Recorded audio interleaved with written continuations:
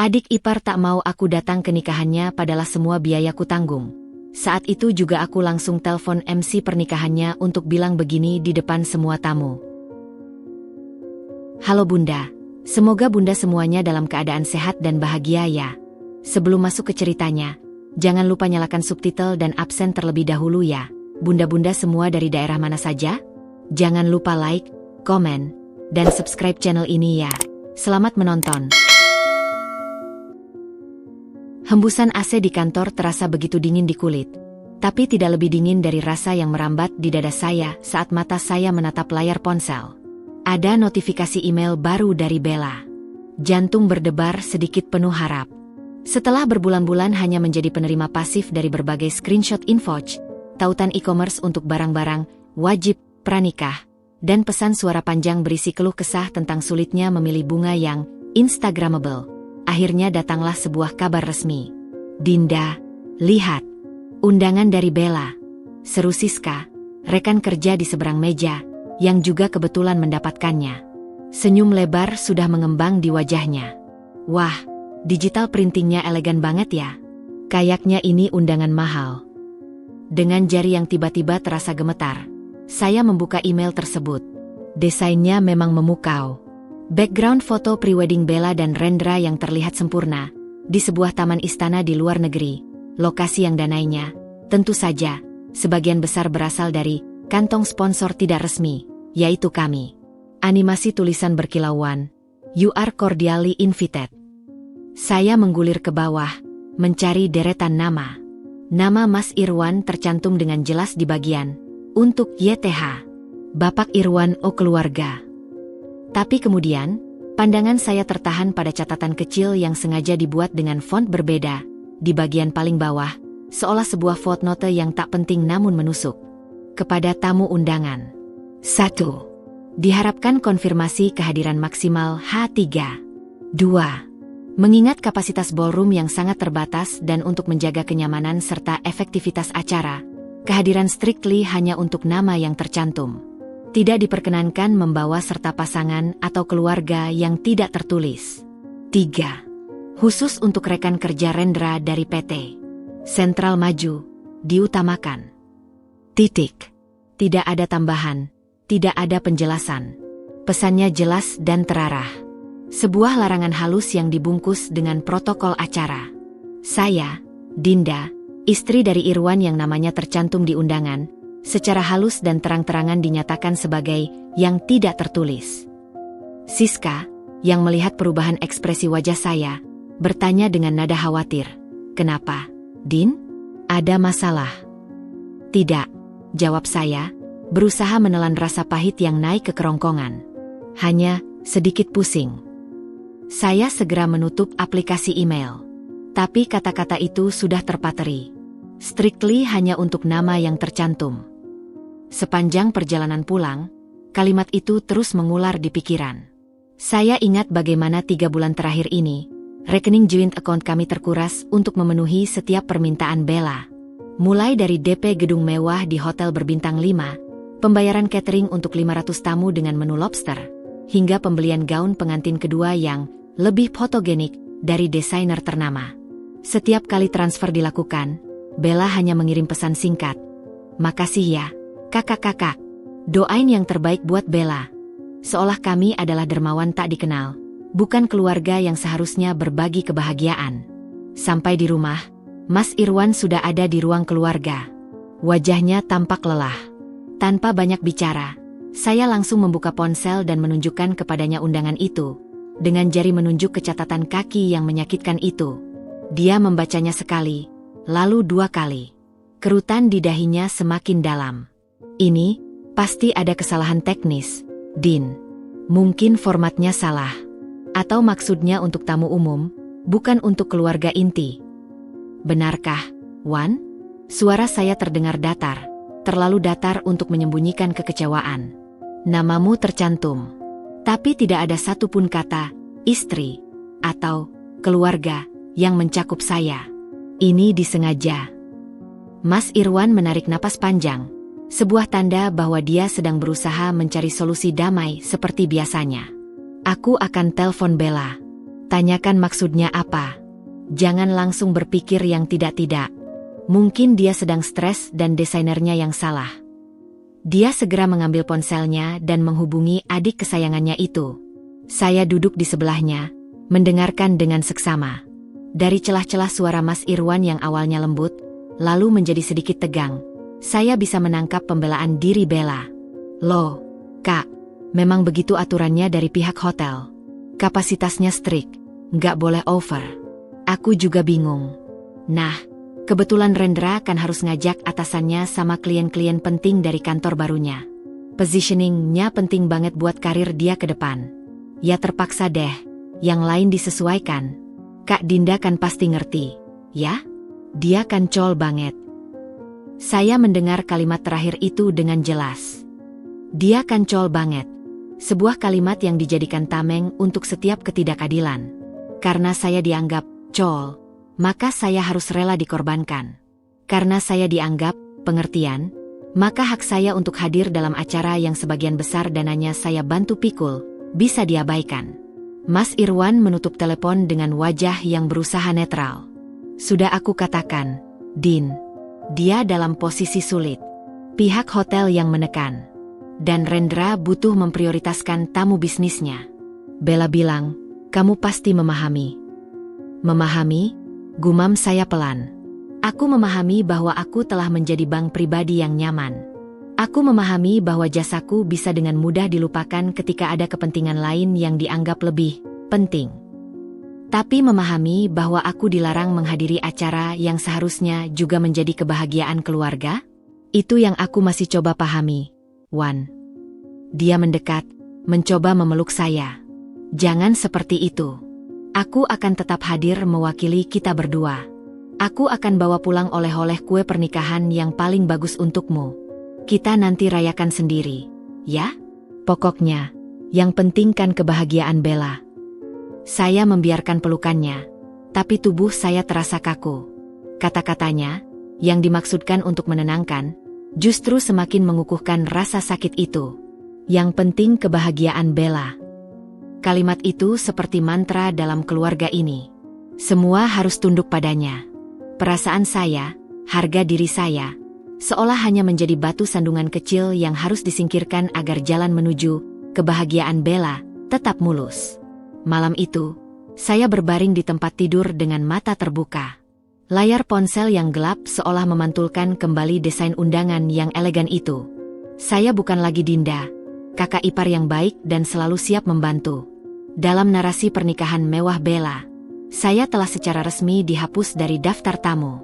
Saya hanyalah seorang sponsor yang tak diundang. Dan kepahitan itu mulai merembes, mengikis semua kesabaran yang selama ini dengan susah payah saya kumpulkan. Sebuah titik balik yang sunyi, dimulai dari sebuah catatan kecil di undangan digital. Kegelisahan dari bab 1 tak juga mereda. Larangan halus di undangan itu seperti serpihan kaca halus di bawah kulit, terasa mengganjal setiap kali bergerak. Pikiran saya tak bisa lepas dari angka-angka yang telah mengalir deras untuk pesta itu. Ada naluri, mungkin kecemasan seorang akuntan, profesi saya sebelum memutuskan mengelola bisnis keluarga kecil, yang mendorong saya untuk membuka kembali catatan. Malam itu, saat Mas Irwan sudah terlelap dengan napas beratnya yang menandakan beban pikiran, saya menyelinap ke ruang kerja kecil di rumah. Laptop saya menyala, memancarkan cahaya dingin di kegelapan. Saya membuka folder khusus bertajuk Pernikahan Bella, sebuah folder yang berisi scan invoice, bukti transfer, dan spreadsheet yang saya buat dengan rapi di awal. Waktu itu, saya berniat membantu Bella mengatur anggaran. Namun, entah sejak kapan, peran saya bergeser dari financial advisor menjadi sekadar approval on payment gateway. Saya membandingkan invoice dari vendor dekorasi, Blossom Heaven, yang pertama kali kami ajak berdiskusi.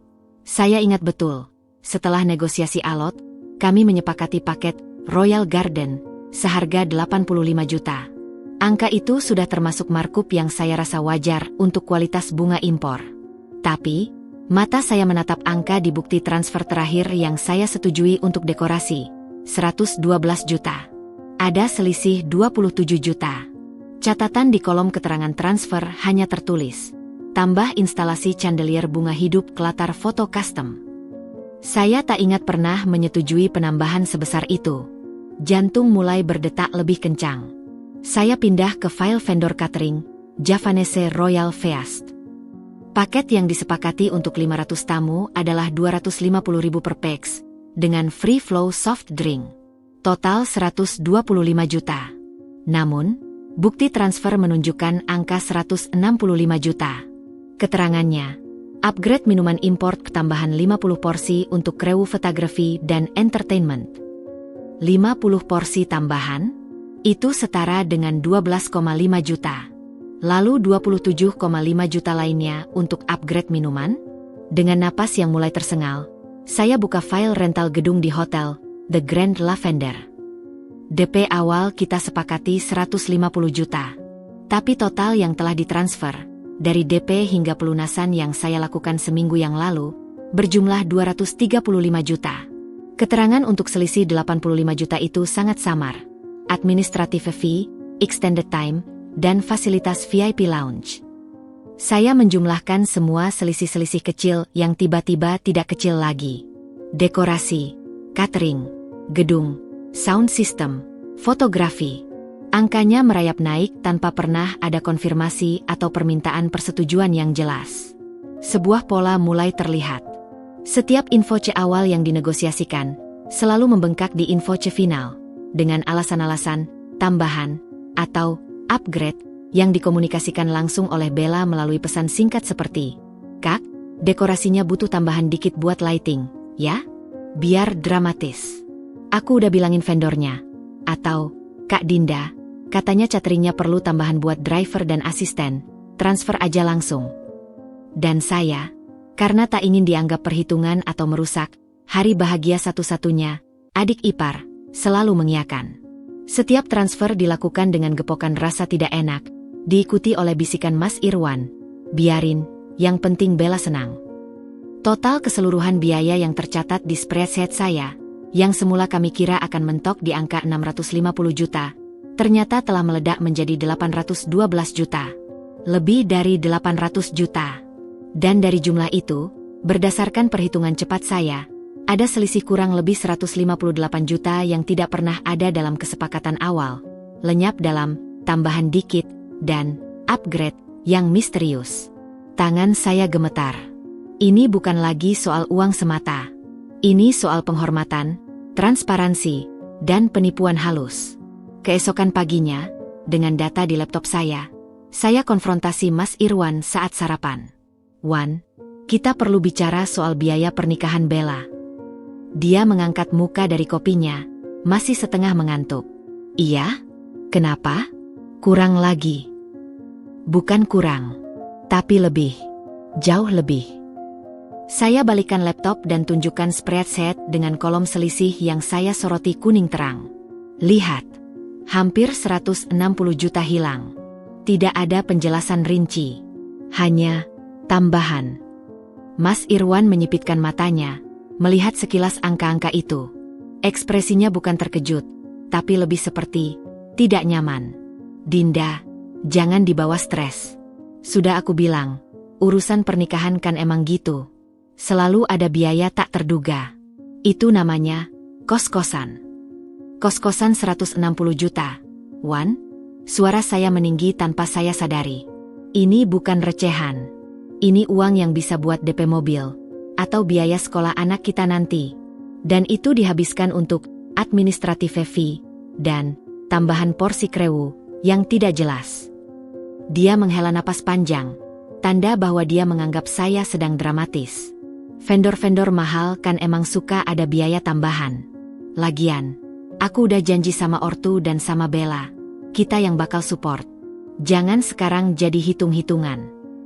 "Ini bukan hitung-hitungan, ini pertanggungjawaban," bantah saya. "Aku mau tahu kemana uang 160 juta itu mengalir.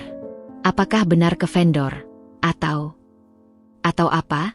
Potong Mas Irwan, suaranya kini lebih tegas. "Kamu mau bilang Bella korupsi? Kurang ajar kamu kalau mikir begitu, Dinda." Sakit. Namanya dicap kurang ajar oleh suami sendiri karena meminta kejelasan. "Aku cuma minta bukti, Wan. Info detail untuk setiap tambahan. Itu wajar. Yang gak wajar adalah kamu menduga adikku seperti itu. Dia berdiri, meninggalkan setengah kopinya. Aku percaya Bella. Dia mungkin ceroboh, mungkin boros, tapi dia gak akan berani main-main dengan uang kita. Titik. Dia mengambil kuncinya. Aku ke kantor dulu. Sudah, lupakan itu. Anggap saja sedekah buat kebahagiaan adikku. Pintu tertutup dengan agak keras. Saya terduduk sendirian di meja makan, dikelilingi oleh kesunyian dan spreadsheet yang penuh dengan angka kuning yang menyala-nyala. Rasa diperdaya tidak hanya datang dari Bella, tapi juga dari suami saya sendiri. Kebutaan cinta dan kewajiban sebagai kakak telah membuat Mas Irwan memilih untuk menutup mata. Namun, di tengah kepedihan itu, tekad kecil yang keras mulai mengkristal di dalam dada saya. Jika tidak ada yang mau mendengarkan, jika tidak ada yang peduli dengan keadilan, maka saya harus menyimpan bukti-bukti ini. Setiap invoice, setiap bukti transfer, setiap percakapan digital dengan Bella tentang tambahan dikit itu, saya simpan rapi di folder terenkripsi. Angka Rp158.450.000 itu bukan lagi sekadar selisih.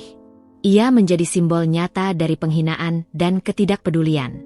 Ia adalah benih kemarahan yang mulai bertunas, menunggu saatnya untuk menunjukkan bahwa segala sesuatu, bahkan kebahagiaan yang dibangun di atas kebohongan dan keangkuhan, pada akhirnya harus mempertanggungjawabkan setiap sennya. Saat itu, saya belum tahu bagaimana, tapi saya yakin, kebenaran ini tidak akan selamanya terkubur di balik bunga-bunga mahal dan pesta mewah. Beberapa hari setelah konfrontasi sengit tentang uang yang hilang, suasana rumah masih terasa seperti berjalan di atas kulit telur.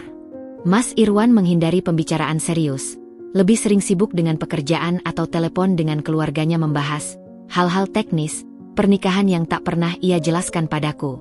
Aku, yang masih menyimpan luka dan spreadsheet sebagai bukti bisu, memilih untuk diam namun waspada. Kemudian, datanglah kunjungan inspeksi dari sang mempelai. Bella tiba-tiba muncul di depan rumah pada Sabtu sore, tanpa pemberitahuan, dengan tas branded terbaru dan senyum manis yang terlalu lebar. "Kak Dinda, aku mau coba makeup artis untuk trial di salon dekat sini. Kebetulan lewat, mampir dong," katanya, sudah menyelonong masuk seperti biasa. Aku memaksakan senyum, menyambutnya dengan secangkir teh yang ia terima sambil terus memandangi layar ponselnya. "Rendra lagi meeting sama calon investor buka usaha bar, jadi aku numpang di sini dulu ya, Kak."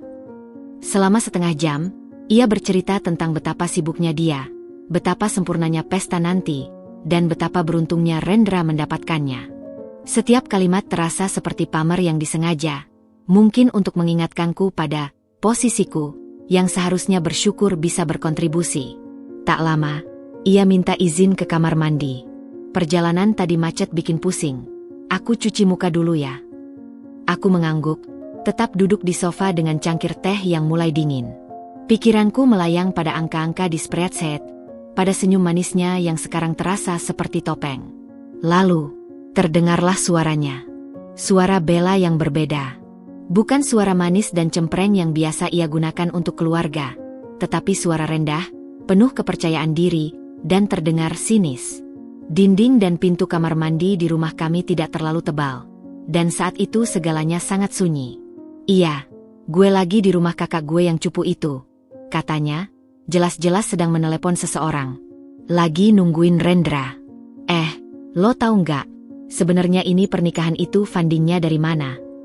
Ada jeda, seolah orang di seberang garis bertanya. "Dari mereka." "Iya, si mbak-mbak sok suci sama abang gue yang lembek itu. Gampang banget nguras duitnya. Cuma modal merengek dikit, bilang, buat kebahagiaan adik tersayang, langsung cair." Suara tawa kecilnya terdengar, getir di telingaku. Darahku seakan membeku. Aku duduk diam, tidak bernapas, berusaha menangkap setiap kata. "Serius, gue dapet sugar daddy kedua nih, gratis pula. Bisa beli apa aja. Itu tas limited edition yang kemarin gue chat ke lo. Udah gue beli. Bayarnya dari dana pernikahan. WKWKWK." Kaki dan tanganku terasa dingin. Sugar daddy kedua? Dana pernikahan untuk tas limited edition? Rendra? Dia santai aja tahu. Dia juga ambil untung kok. Dia yang nawarin vendor dekorasi temennya. Markup gila-gilaan. Terus dia dapat komisi. Simbiosis mutualisme. Yang penting pesta kita kelihatan wah. Gue dapet tas dan perhiasan. Dia dapat duit. Asik kan? Suaranya riang. Seperti sedang membanggakan sebuah penipuan yang sempurna. Iya, gue tahu risikonya. Tapi abang gue itu polos banget. Percaya banget sama gue. Simbaknya sih rada-rada ngeh. Kemarin nelpon nagih info detail. Tapi gue lus dikit. Bilangnya, Kak Dinda yang sabar ya. Ini kan buat kebahagiaan adik sendiri. Langsung diem deh. Sok suci tapi nggak tegaan. Setiap kata seperti pisau berlapis gula yang menancap semakin dalam. Markup, komisi, sugar daddy. Mereka bukan hanya boros. Mereka adalah penipu yang sadar. Dan suamiku, si abang yang polos, adalah korban utama mereka. Bahkan aku, yang dicap sok suci, hanya dianggap sebagai penghalang kecil yang mudah diatur dengan sentimen keluarga. Oke, gue cabut dulu ya. Rendra Japri. Nanti malam ketemuan buat hitung lagi duit dari catering. Ada yang bisa kita cut? Hahaha iya, bener. Bye. Percakapan berakhir. Aku mendengar keran air dinyalakan, lalu suara hembusan napas lega. Beberapa detik kemudian, Bella keluar dari kamar mandi dengan wajah segar dan senyum yang sama manisnya. Wah, jadi enak. Maaf ya, Kak, lama. Oh iya, aku mau pamit dulu. Rendra udah siap jemput. Aku hanya bisa mengangguk, mulut terasa kering. Iya, hati-hati di jalan, kataku. Suaraku terdengar parau. Makasih tehnya, Kak Dinda. You are the best. Ia melambaikan tangan, lalu berbalik dan berjalan keluar dengan langkah ringan. Tas limited edition-nya berayun-ayun dengan sombongnya. Begitu pintu tertutup, lututku terasa lemas. Aku merosot di sofa, gemetar. Kemarahan, pengkhianatan, dan rasa dipermalukan yang begitu dalam menyatu menjadi sebuah kebenaran yang pahit. Semua kecurigaanku benar. Ini bukan salah paham. Ini adalah sebuah skema. Dan aku serta Mas Irwan adalah kelinci percobaannya. Malam itu, saat Mas Irwan pulang, aku menyergapnya dengan cerita yang kudengar. Dengan suara bergetar, aku menceritakan kata per kata yang bisa kuingat. Dia mendengarkan dengan wajah yang semakin keruh. Tapi kemudian, seperti yang paling kukhawatirkan, naluri membelanya muncul. Dinda, jangan negatif thinking seperti itu. Kamu pasti salah dengar. Bella, dia mungkin memang suka berandai-andai dan gaya-gayaan di depan temannya. Anak kecil, mau kelihatan hebat aja. Salah dengar? Dia menyebut angka. Wan, markup, komisi, sugar daddy. Dia bilang kamu polos. Bantahku, air mata mulai mengambang di pelupuk mata. Ini bukan tentang salah dengar. Ini tentang keengganannya untuk melihat keburukan pada orang yang ia anggap sempurna. Dinda, cukup. Suaranya meninggi, tidak marah padaku, tapi marah pada situasi. Aku kenal adikku seumur hidupku. Dia mungkin manja, mungkin boros, tapi dia tidak punya niat jahat seperti itu. Kamu sedang stres karena hitung-hitunganmu itu, dan sekarang mendengar hal-hal yang tidak jelas. Jangan tebak-tebakan seperti itu bahaya. Aku melihat matanya. Di dalamnya, ada ketakutan. Ketakutan bahwa jika aku benar, maka dunia baik yang ia percayai selama ini, di mana ia adalah kakak pelindung yang sukses, dan adiknya adalah anak manis yang harus dibahagiakan, akan runtuh berantakan. Lebih mudah baginya untuk menganggapku sebagai wanita paranoid yang terlalu banyak menghitung, daripada menerima kenyataan pahit bahwa darah dagingnya sendiri telah mengkhianati kepercayaannya. Jadi, menurutmu aku yang paranoid? Aku yang membuat cerita jahat? Bisikku, hancur. Ia tidak seburuk itu, Din. Percayalah padaku. Dan percayalah pada keluarga kita, katanya, mencoba memelukku. Tapi pelukannya terasa hampa. Seperti sebuah benteng yang menolak untuk melihat musuh sebenarnya ada di dalam. Aku membiarkan pelukannya, tapi hatiku sudah membatu. Percakapan di balik pintu kamar mandi itu adalah bukti terakhir yang kubutuhkan. Tidak penting lagi apakah Mas Irwan mempercayaiku atau tidak.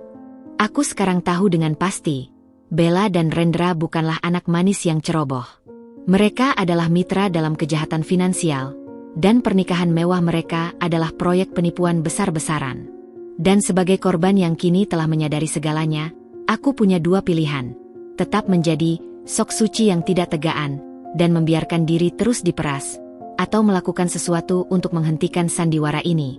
Malam itu, aku tidur membelakangi suamiku, untuk pertama kalinya dalam pernikahan kami. Sebuah jarak tak terlihat mulai menganga, dan di sanalah, niat untuk bertindak mulai bersemi, gelap dan pasti. Mereka mengira aku hanya akan diam dan membayar. Mereka salah besar. Ketegangan yang menggantung sejak insiden kamar mandi, itu akhirnya menemukan momentum ledakannya. 2 hari sebelum hari yang ditunggu-tunggu Bella, atau lebih tepatnya, 2 hari sebelum eksekusi anggaran mereka, sebuah pesan berantai masuk ke grup WhatsApp keluarga besar yang berjudul Keluarga Bahagia Bella Rendra. Bukan dari Bella langsung, tapi dari seorang admin yang mengatasnamakan panitia inti pernikahan Bella Rendra, yang tak lain adalah sahabat dekat Bella. Pesannya panjang, penuh emoji pita dan lonceng, tetapi intinya tajam seperti silet yang dibungkus sutra. Dear keluarga dan sahabat tercinta, menjelang hari bahagia Bella Rendra, demi kelancaran dan kenyamanan acara sesuai protokol kesehatan dan kapasitas venue, kami menyampaikan beberapa hal penting. 1. Konfirmasi kehadiran ditutup hari ini pukul 18 waktu Indonesia Barat. 2. Dengan berat hati, mengingat kapasitas ballroom yang sangat-sangat terbatas dan untuk menjaga kehusyukan serta keintiman momen, kehadiran strictly dan hanya untuk nama yang tercantum di undangan. Tidak diperkenankan untuk membawa serta pasangan, anak, atau keluarga lain yang tidak tertulis. 3. Akan ada check-in ketat di lokasi berdasarkan daftar nama. Mohon pengertian dan kerjasamanya yang terbaik. Pesan itu disusul dengan daftar nama tamu dalam format PDF. Dengan jantung berdebar kencang, kubuka file itu. Namaku, Dinda, tidak ada di dalamnya. Nama Mas Irwan ada, tercantum sendirian di baris. Irwan, keluarga inti mempelai wanita. Ini bukan lagi sebuah catatan kaki. Ini adalah pengumuman resmi. Sebuah dekret yang mengusirku secara terang-terangan dari pesta yang kubiayai. Rasa malu itu panas membara, naik dari dada ke pipi. Aku bisa membayangkan senyum-senyum sinis atau pandangan iba dari kerabat lain yang membaca pesan itu. Mereka semua pasti tahu kontribusiku. Dan kini, mereka juga tahu bagaimana Bella membalasnya. Malam itu, Mas Irwan pulang dengan wajah yang lebih lelah dari biasanya. Dari gerak-geriknya yang kaku, aku tahu dia sudah melihat pesan itu. Dia meletakkan tas kerjanya, menghindari kontak mataku. Kamu lihat pesan di grup? Tanyaku, suaraku datar, mencoba menahan gejolak. Dia menghela napas, mengusap wajahnya. Iya, aku sudah telepon Bella. Dan, dia bilang, itu permintaan dari keluarga Rendra. Katanya, keluarga Rendra itu sangat eksklusif dan ingin acaranya benar-benar intim. Tamu-tamu penting Rendra dari dunia bisnis juga banyak yang datang. Mereka butuh networking space. Jadi, harus benar-benar filter tamunya. Jadi, aku difilter keluar? Tanyaku, sarkasme mulai menyeruak. Iya bukan begitu, Din. Mas Irwan membela, tapi suaranya lemah. Bella bilang, Rendra dan keluarganya, mereka merasa sedikit tidak nyaman dengan aura MU. Aku punya aura, sekarang, potongku, tak percaya. Ia bilang, kamu terlihat terlalu dominan, terlalu calculated. Mereka khawatir kamu akan merasa berkuasa karena sudah membiayai, dan akan mengomentari ini itu, merusak suasana bahagia mereka. Kata-kata itu keluar dari mulutnya seperti racun yang lambat, dan setiap suku kata melukai. Diam sejenak menyelimuti ruangan. Aku memandang suamiku, pria yang kucintai, yang kini berdiri sebagai juru bicara untuk penghinaan yang ditujukan padaku. Jadi, menurut adikmu dan keluarganya yang eksklusif itu, aku ini adalah penyumbang dana yang beraura buruk, terlalu banyak hitung-hitungan, dan berpotensi merusak acara. Begitu kesimpulannya. Dinda, tolong jangan dibesarkan. Aku yang membesarkan. Suaraku akhirnya meledak, bergetar oleh amarah dan kekecewaan yang tertahan terlalu lama. Mereka yang menginjak-injak harga diriku, memeras kantong kita, dan sekarang melarangku hadir di acara yang mereka sendiri tak bisa bayar. Dan kamu, suamiku, malah memintaku untuk mengerti. Aku cuma ingin keluarga kita harmonis. Hari pernikahan adikku cuma sekali. Teriaknya balik, frustrasi. Aku terjepit di sini, Dinda. Antara kamu dan adikku. Apa yang mau aku lakukan? Aku akan tetap hadir di sana untuk mewakili kita berdua. Untuk keluarga. Kamu tunggu di rumah saja, ya? Biar tenang. Untuk aku. Untuk kamu, bisikku, air mata akhirnya tumpah. Ini adalah pengkhianatan tertinggi. Jadi, ketenanganmu dan kebahagiaan adikmu didapatkan dengan mengorbankan harga diriku, dengan menjadikanku pesakitan yang harus dikurung di rumah. Dia tidak menjawab. Dia hanya memandangku dengan wajah yang tercabik antara cinta dan kewajiban keluarga asalnya. Dan di matanya, aku melihat keputusannya. Dia telah memilih. Bukan secara terang-terangan memilih bela atas diriku, tetapi dia memilih jalan damai semu, yaitu dengan meminta aku, sekali lagi, untuk menelan ludah pahit dan mengalah. Baik, Irwan, kataku, suaraku tiba-tiba menjadi sangat dingin dan jernih, seperti kaca yang pecah. Air mataku berhenti. Kalau itu yang kau mau, aku akan memberimu ketenangan. Aku berbalik dan masuk ke kamar tidur, mengunci pintu. Tangis yang tersedak akhirnya keluar dalam hentakan di balik bantal. Rasa sakit karena dikhianati oleh Bella itu pedih. Tapi rasa sakit karena ditinggalkan sendirian oleh suami sendiri di saat penghinaan itu datang, itu yang menghancurkan. Namun, di tengah reruntuhan harga diri dan air mata itu, sesuatu yang lain mengkristal. Sebuah tekad yang keras, hitam, dan tak terbendung. Mereka pikir dengan melarangku hadir, segalanya akan beres. Mereka pikir aku akan menangis di rumah dan pasrah. Mereka pikir uangku bisa mereka ambil, martabatku bisa mereka injak, dan mereka akan tetap menjadi pahlawan di pesta fairy tale mereka. Mereka salah. Mereka melupakan satu hal, bahwa aku yang membayar semua itu. Dan orang yang membayar, pada akhirnya, memegang kendali. Jika aku tidak diizinkan hadir sebagai tamu kehormatan, maka aku akan hadir sebagai arsitek kehancuran mereka. Jika pesta ini harus berlangsung, maka seluruh tamu yang eksklusif itu harus tahu kebenaran di balik tirai beludunya. Pesan berantai itu bukanlah pukulan terakhir. Itu adalah pemicu. Dan pagi hari pernikahan, saat Mas Irwan dengan wajah muram bersiap berangkat, dengan setengah berharap aku akan menghentikannya atau setidaknya mengucapkan selamat tinggal, aku hanya duduk di ruang makan, memandangnya dengan tatapan kosong. Kamu yakin tidak mau? Ujarnya ragu. Aku yakin, jawabku singkat. Pergilah. Wakili, kita berdua dengan baik.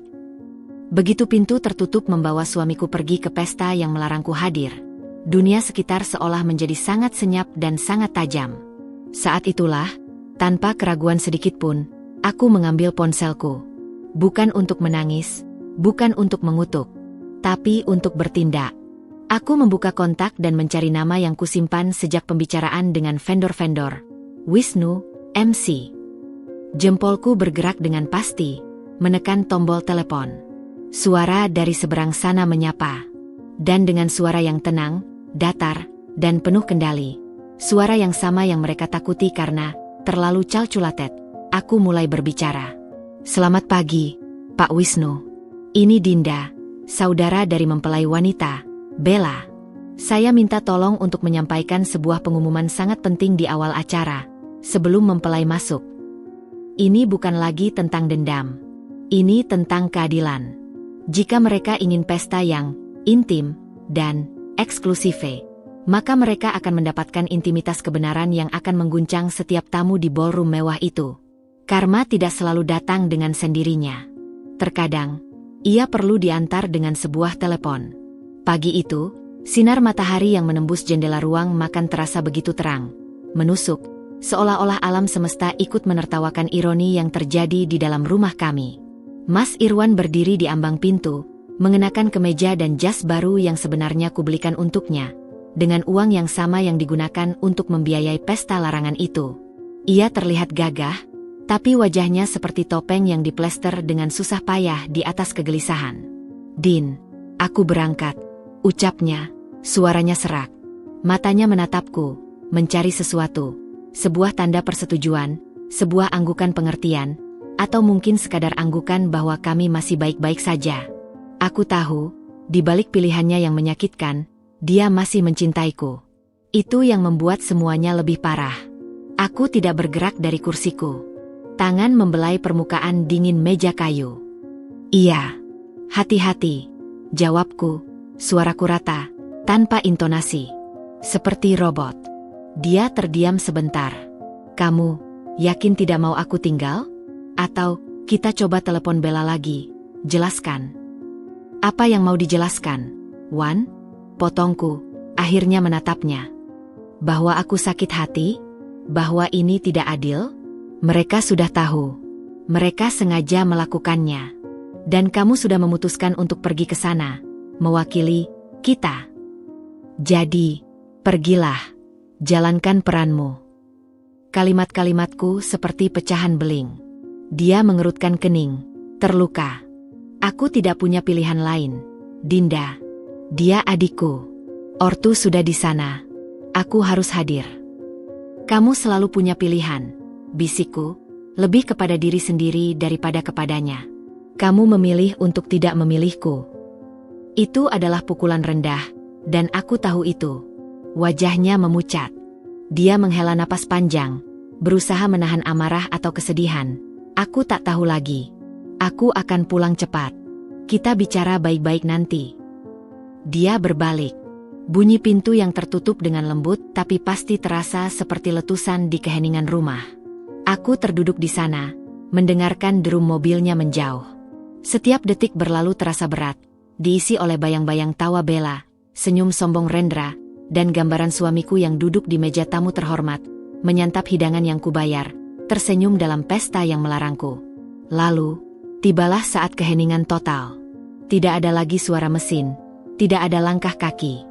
Hanya aku, spreadsheet berisi angka-angka pengkhianatan di laptop, dan kenangan akan bisikan di balik pintu kamar mandi. Dengan gerakan yang hampir otomatis, aku berdiri dan berjalan ke lemari kecil di ruang kerja. Dari balik tumpukan buku, aku mengambil sebuah koper kecil berwarna abu-abu. Koper darurat berisi dokumen penting yang kupersiapkan sejak insiden spreadsheet. Di dalamnya, tersusun rapi, printout semua info asli dan final, bukti transfer dengan catatan Bella yang meragukan, salinan percakapan WhatsApp singkat tentang tambahan dikit, dan bahkan catatan tanggal dan inti percakapan kamar mandi yang kutunggu di ponselku. Ada juga daftar kontak vendor-vendor kunci. Aku membukanya, tidak untuk melihat, tapi untuk memastikan. Memastikan bahwa bukti-bukti ini nyata. Bahwa sakit hatiku punya dasar yang konkret. Bahwa aku tidak gila. Lalu, aku mengambil ponselku. Jari-jariku tidak gemetar lagi. Dingin. Mantap. Aku membuka kontak dan mencari nama. Wisnu, MC pernikahan Bella.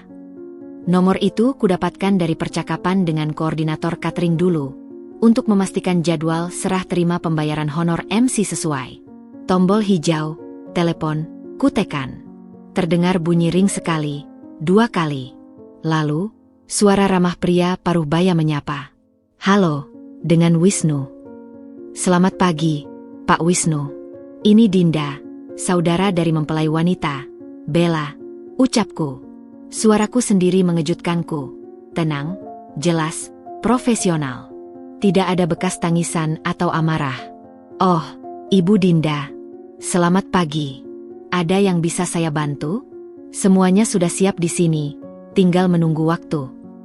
Suaranya riang, penuh semangat pagi hari pernikahan. Iya, Pak. Semua sudah beres. Tapi ada satu hal sangat penting yang perlu Bapak bantu sampaikan di acara nanti. Atas nama sponsor utama dan keluarga inti. Aku menekankan kata-kata itu. Tentu, silakan Ibu. Pesan apa? Suaranya masih ramah, tidak waspada. Akan ada pengumuman yang harus Bapak bacakan tepat di awal acara, setelah pembukaan dan sambutan dari pihak keluarga, tapi sebelum mempelai masuk. Ini sangat krusial. Baik, Ibu. Saya siap dengan notes. Tolong disampaikan. Aku menarik napas dalam. Di depan mataku seolah terbentang ballroom megah, penuh tamu yang berdandan mewah, siap menyaksikan fairy tale. Aku bayangkan Bella di balik pintu, gemetar penuh antisipasi bahagia. Aku bayangkan Mas Irwan duduk di baris depan, dengan wajah tegang. Kemudian, dengan artikulasi yang sempurna, aku menyampaikan kalimat-kalimat yang akan merobek tirai ilusi itu. Berikut kata per katanya, Pak Wisnu. Saudara-saudara tamu undangan yang terhormat, sebelum kita menyambut kehadiran pasangan mempelai, perkenankan kami dari pihak keluarga untuk menyampaikan sebuah pengumuman penting. Atas nama keluarga besar mempelai wanita dan sebagai bentuk transparansi, kami mengingatkan bahwa seluruh biaya pernikahan yang sedang kita nikmati kemewahannya ini masih menanggung sisa hutang yang cukup signifikan. Ada hening sejenak di telepon. Ibu, ini serius? Tanya Wisnu. Keraguan mulai terdengar. Sangat serius, Pak. Ini permintaan keluarga. Mohon dilanjutkan. Desakku. Baik, Ibu. Suaranya kini lebih hati-hati. Oleh karena itu, lanjutku, sebagai bentuk dukungan nyata dan kebahagiaan untuk pengantin, kepada seluruh tamu yang hadir diharapkan untuk memberikan kontribusi minimal sebesar Rp200.000 per orang melalui amplop yang telah disediakan di meja depan. Hasilnya akan langsung digunakan untuk melunasi sisa hutang kepada pihak vendor yang masih menunggu pembayaran. Besar harapan kami akan pengertian dan dukungan dari seluruh tamu. Aku berhenti. Apakah Bapak sudah catat? Ya, sudah, Ibu Dinda. Tapi, ini tidak biasa. Apa tidak lebih baik melalui sesi sungkeman atau? Tidak, potongku tegas. Harus diumumkan seperti itu. Persis seperti yang saya ucapkan di awal acara. Ini adalah keinginan keluarga dan sponsor utama. Apakah Bapak sanggup melakukannya? Di ujung telepon, aku bisa mendengar Wisnu menarik napas. Dia berada dalam posisi sulit, antara mematuhi klien, yang ia kira adalah pihak keluarga, atau mengikuti nalurinya bahwa ini adalah ide yang buruk. Bagaimana dengan mempelainya? Apakah mereka setuju? Tanyanya, mencoba mencari kepastian. Semua sudah disetujui. Bapak hanya perlu menjalankan tugas. Honor Bapak telah dilunasi, bukan? Godaku halus, mengingatkannya bahwa pembayarnya adalah siapa. Ya, sudah lunas dari Ibu. Jawabnya cepat. Itu adalah pengakuan tidak langsung bahwa aku, yang tidak hadir, adalah pihak yang membayarnya. Dan itu memberiku kredibilitas. Jadi, tidak ada masalah. Ingat, Pak, awal acara. Sebelum mempelai masuk, jangan sampai lupa.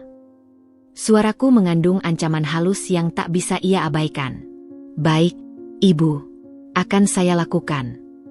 Terima kasih, Pak Wisnu. Selamat memandu acara. Telepon pun ditutup. Aku meletakkan ponsel di atas meja. Tidak ada euforia, tidak ada kepuasan membara. Hanya sebuah kehampaan yang dalam, lalu diikuti oleh ketenangan aneh, seperti setelah badai besar yang telah diprediksi akhirnya datang. Aku tahu konsekuensinya akan besar. Aku tahu hubungan dengan keluarga Mas Irwan mungkin tak akan pernah sama. Aku tahu suamiku akan marah, kecewa, malu. Tapi aku juga tahu, untuk pertama kalinya sejak saga pernikahan Bella ini dimulai, aku mengambil kembali kendali. Aku tidak lagi menjadi korban yang diam. Aku telah mengubah narasi. Sekarang, semua tamu yang eksklusif itu akan tahu, fairy tale ini dibangun di atas hutang dan pengkhianatan. Dan Bella serta Rendra harus mempertanggungjawabkan kemewahan mereka di depan orang-orang yang mereka ingin buat terkesan. Aku berjalan ke jendela, memandang langit cerah. Di suatu tempat di ballroom mewah itu, sandiwara sedang dipersiapkan. Tapi naskahnya baru saja kurevisi. Dan aku, sang penulis naskah yang tak diundang, akhirnya mendapatkan suaranya. Babak pertama akan segera dimulai. Ponselku yang sebelumnya senyap, tiba-tiba berubah menjadi benda hidup yang terus-menerus bergetar, berdering, dan berpendar seolah mengalami serangan panik kolektif. Sejak pukul 11.30, kira-kira waktu MC Wisnu mulai membuka acara dan, dengan asumsi dia menepati janjinya, menyampaikan pengumuman penting, itu, notifikasi masuk bak air bah. Pertama, dari Nina, adikku yang dengan sukarela menjadi mata-mata di lokasi. Pesannya singkat, penuh tanda seru. Sister, Apa yang barusan terjadi? MC bilang amplop minimal 200 Rb karena pengantin hutang banyak. Suasana jadi. Wow. Bella kelihatannya mau pingsan di belakang. Kemudian, satu persatu, pesan dari kerabat dan teman yang hadir mulai berdatangan. Setiap pesan adalah sebuah fragmen dari kekacauan yang tengah terjadi 20 km dari rumahku. Dari Tante Ani, saudara ayah mertua, Dinda. Ini benar apa YG diumumkan MC? Katanya dari pihak keluarga. Bella masih berhutang? Kok bisa? Kan selama ini, pesannya terputus. Mungkin karena kebingungan atau malu. Dari sepupu Mas Irwan, Rina, Din, lo gak di sini ya? Ruame. Tamu-tamu pada saling pandang. Keluarga Rendra pada cemberut. Bella langsung diselonongin ke belakang tadi. Duh, gimana nih? Disertai foto samar-samar dari tempat duduknya, menunjukkan kerumunan tamu yang wajah-wajahnya tampak bingung dan sibuk berbisik. Dari teman kantor dulu, Siska, Dinda, aku di pernikahan Bella. MC-nya barusan minta tamu kasih amplop 200 Rb buat bayar hutang pernikahan. Ini beneran? Aku malu sumpah. Kayaknya pada ngira aku dateng cuma bawa sedikit. Tapi emang ia masih hutang. Getar berikutnya bukan pesan, tetapi panggilan telepon. Dari nomor yang tidak dikenal. Saat ku jawab, suara histeris Mbak Tari, ibu mertuaku, menerjang telingaku seperti sirena. Dinda, apa yang kamu lakukan? Kamu gila. MC-nya bilang dapat perintah darimu. Sekarang acara kacau balau. Bella menangis. Rendra marah besar. Kamu hancurkan segalanya. Pulang sekarang juga ke sini dan jelaskan. Suaranya pecah, penuh amarah dan kepanikan. Sebelum sempat kuucapkan sepatah kata pun, telepon diputus. Tak sampai 5 detik, telepon lagi. Kali ini dari Pak Wahyu, ayah mertua. Suaranya lebih rendah, tapi getar kemarahannya terasa lebih berbahaya. Dinda, ini kejadian yang sangat memalukan. Apapun masalahmu dengan Bella, tidak boleh diselesaikan seperti ini. Kamu mempermalukan keluarga besar di depan ratusan tamu. Mas Irwan di sini tidak bisa berkata-kata. Kami akan bicara nanti. Tapi ketahuil, ini tidak akan kami lupakan. Tut. Lalu, deretan pesan suara dari Bella. Aku memutarnya, satu persatu. Isak tangis, teriakan, dan umpatan berseliweran. Kak Dinda, apa-apanya nih? Gua mau mati aja deh. Sekarang semua orang tahu gua hutangan. Lo mau bunuh gua ya? Lo iblis betul. Orang yang gak diundang nihiri. Suara tercekik tangis. Gua gak akan lupain ini. Gua gak akan pernah maafin lo. Lo jadi alasan nikah gua hancur sebelum dimulai. Suara jeritan. Telpon MC-nya. Bilang itu bohong. Sekarang, aku minta lo lakukan untuk keluarga ini. Rengekan putus asa. Aku tidak membalas satupun. Aku hanya menyimpan setiap pesan, setiap bukti kegilaan ini. Aku menyimpan tangisan histerisnya yang dulu ia gunakan untuk memeras uang, dan kini ia gunakan sebagai senjata untuk membuatku merasa bersalah. Tiba-tiba, ada pesan dari Mas Irwan. Hanya satu baris.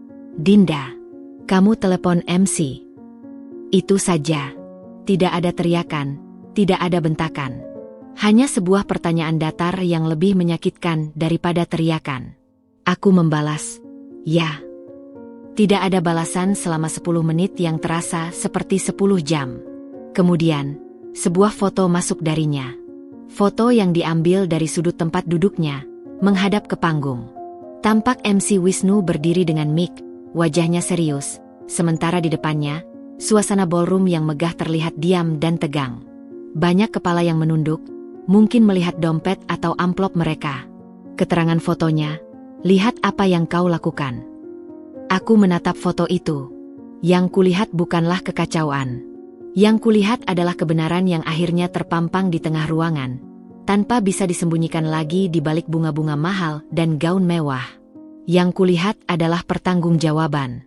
Aku membalas, aku hanya menyampaikan apa yang seharusnya transparan sejak awal. Seperti, auraku, kenyataan juga kadang tidak nyaman. Kemudian, video pendek dari Nina. Dengan sembunyi-sembunyi, ia merekam suasana di area refreshment sebelum makan siang. Suara gemuruh obrolan penuh tanya memenuhi audio. Snippets percakapan yang tertangkap. Katanya dikasih tahu dari pihak keluarga sendiri. Loh? Wah, berarti selama ini pamer doang. Ternyata ngutang. Keluarga Rendra kelihatan banget malu. Pada diam aja. Itu Bella katanya dari tadi nangis di bride room. Gak mau keluar. Ya elah, pesta mewah begini tapi minta sumbangan. Aneh. Tapi beneran, ya? Aku kira mereka tajir. Wajah-wajah di video itu adalah wajah-wajah yang seharusnya penuh kekaguman. Kini berubah menjadi wajah penilaian, cibiran, dan rasa kasihan yang palsu. Impian Bella untuk menjadi pusat perhatian yang dikagumi, telah berubah menjadi pusat gunjingan yang dikasihani. Pukul 13, grup WhatsApp keluarga besar yang dulu dipakai untuk mengumumkan larangan kehadiranku, kini meledak. Bukan dengan ucapan selamat, tapi dengan pertanyaan-pertanyaan panik, saling menyalahkan, dan upaya damage control yang kacau dari panitia inti. Pesan dari admin tadi telah dihapus, tapi terlambat. Semua sudah melihat. Semua sudah mendengar. Aku mematikan notifikasi grup itu. Aku sudah menyampaikan pesanku, bukan melalui kata-kata di grup, tetapi melalui pengeras suara di ballroom. Efeknya lebih langsung dan lebih menghancurkan. Sore hari, saat acara seharusnya sudah usai dan foto-foto bahagia seharusnya membanjiri media sosial, yang muncul justru adalah keheningan digital yang mencurigakan. Tidak ada satupun post dari Bella, Rendra, atau keluarganya. Tidak ada story bertaburan bunga. Hanya vote. Sebuah kekosongan yang lebih berbicara daripada pesta manapun. Pukul 17, kunci berputar di pintu depan. Mas Irwan pulang. Wajahnya tampak 10 tahun lebih tua. Matanya merah, lesu. Jasnya sudah dilepas dan digantung di jari, terkulai lemas. Dia berdiri di depan ruang tamu, menatapku yang sedang duduk tenang membalas email kerja. Udara di antara kami penuh dengan segala sesuatu yang tidak terucapkan. Kenapa, Dinda? Suaranya parau, hampa. Kenapa kau lakukan itu? Aku menatapnya. Karena tidak ada lagi cara lain yang akan didengarkan. Karena diamku selama ini hanya dianggap sebagai persetujuan. Karena kebahagiaan Bella telah dibangun di atas kebohongan dan penghinaan terhadapku. Tapi cara itu kejam, memalukan. Seperti melarangku hadir dengan alasan aura yang buruk, seperti memeras uang kita dengan markup dan komisi gelap. Itu tidak kejam, tanyaku. Suaraku tetap tenang. Aku hanya membawa ke permukaan apa yang mereka sembunyikan di balik tirai. Jika itu memalukan mereka, itu karena yang mereka lakukan memang memalukan. Dia terduduk di kursi, menutup wajah dengan tangannya. Aku dikerubungi tadi. Ditanya ini itu. Keluarga Rendra hampir mau pergi.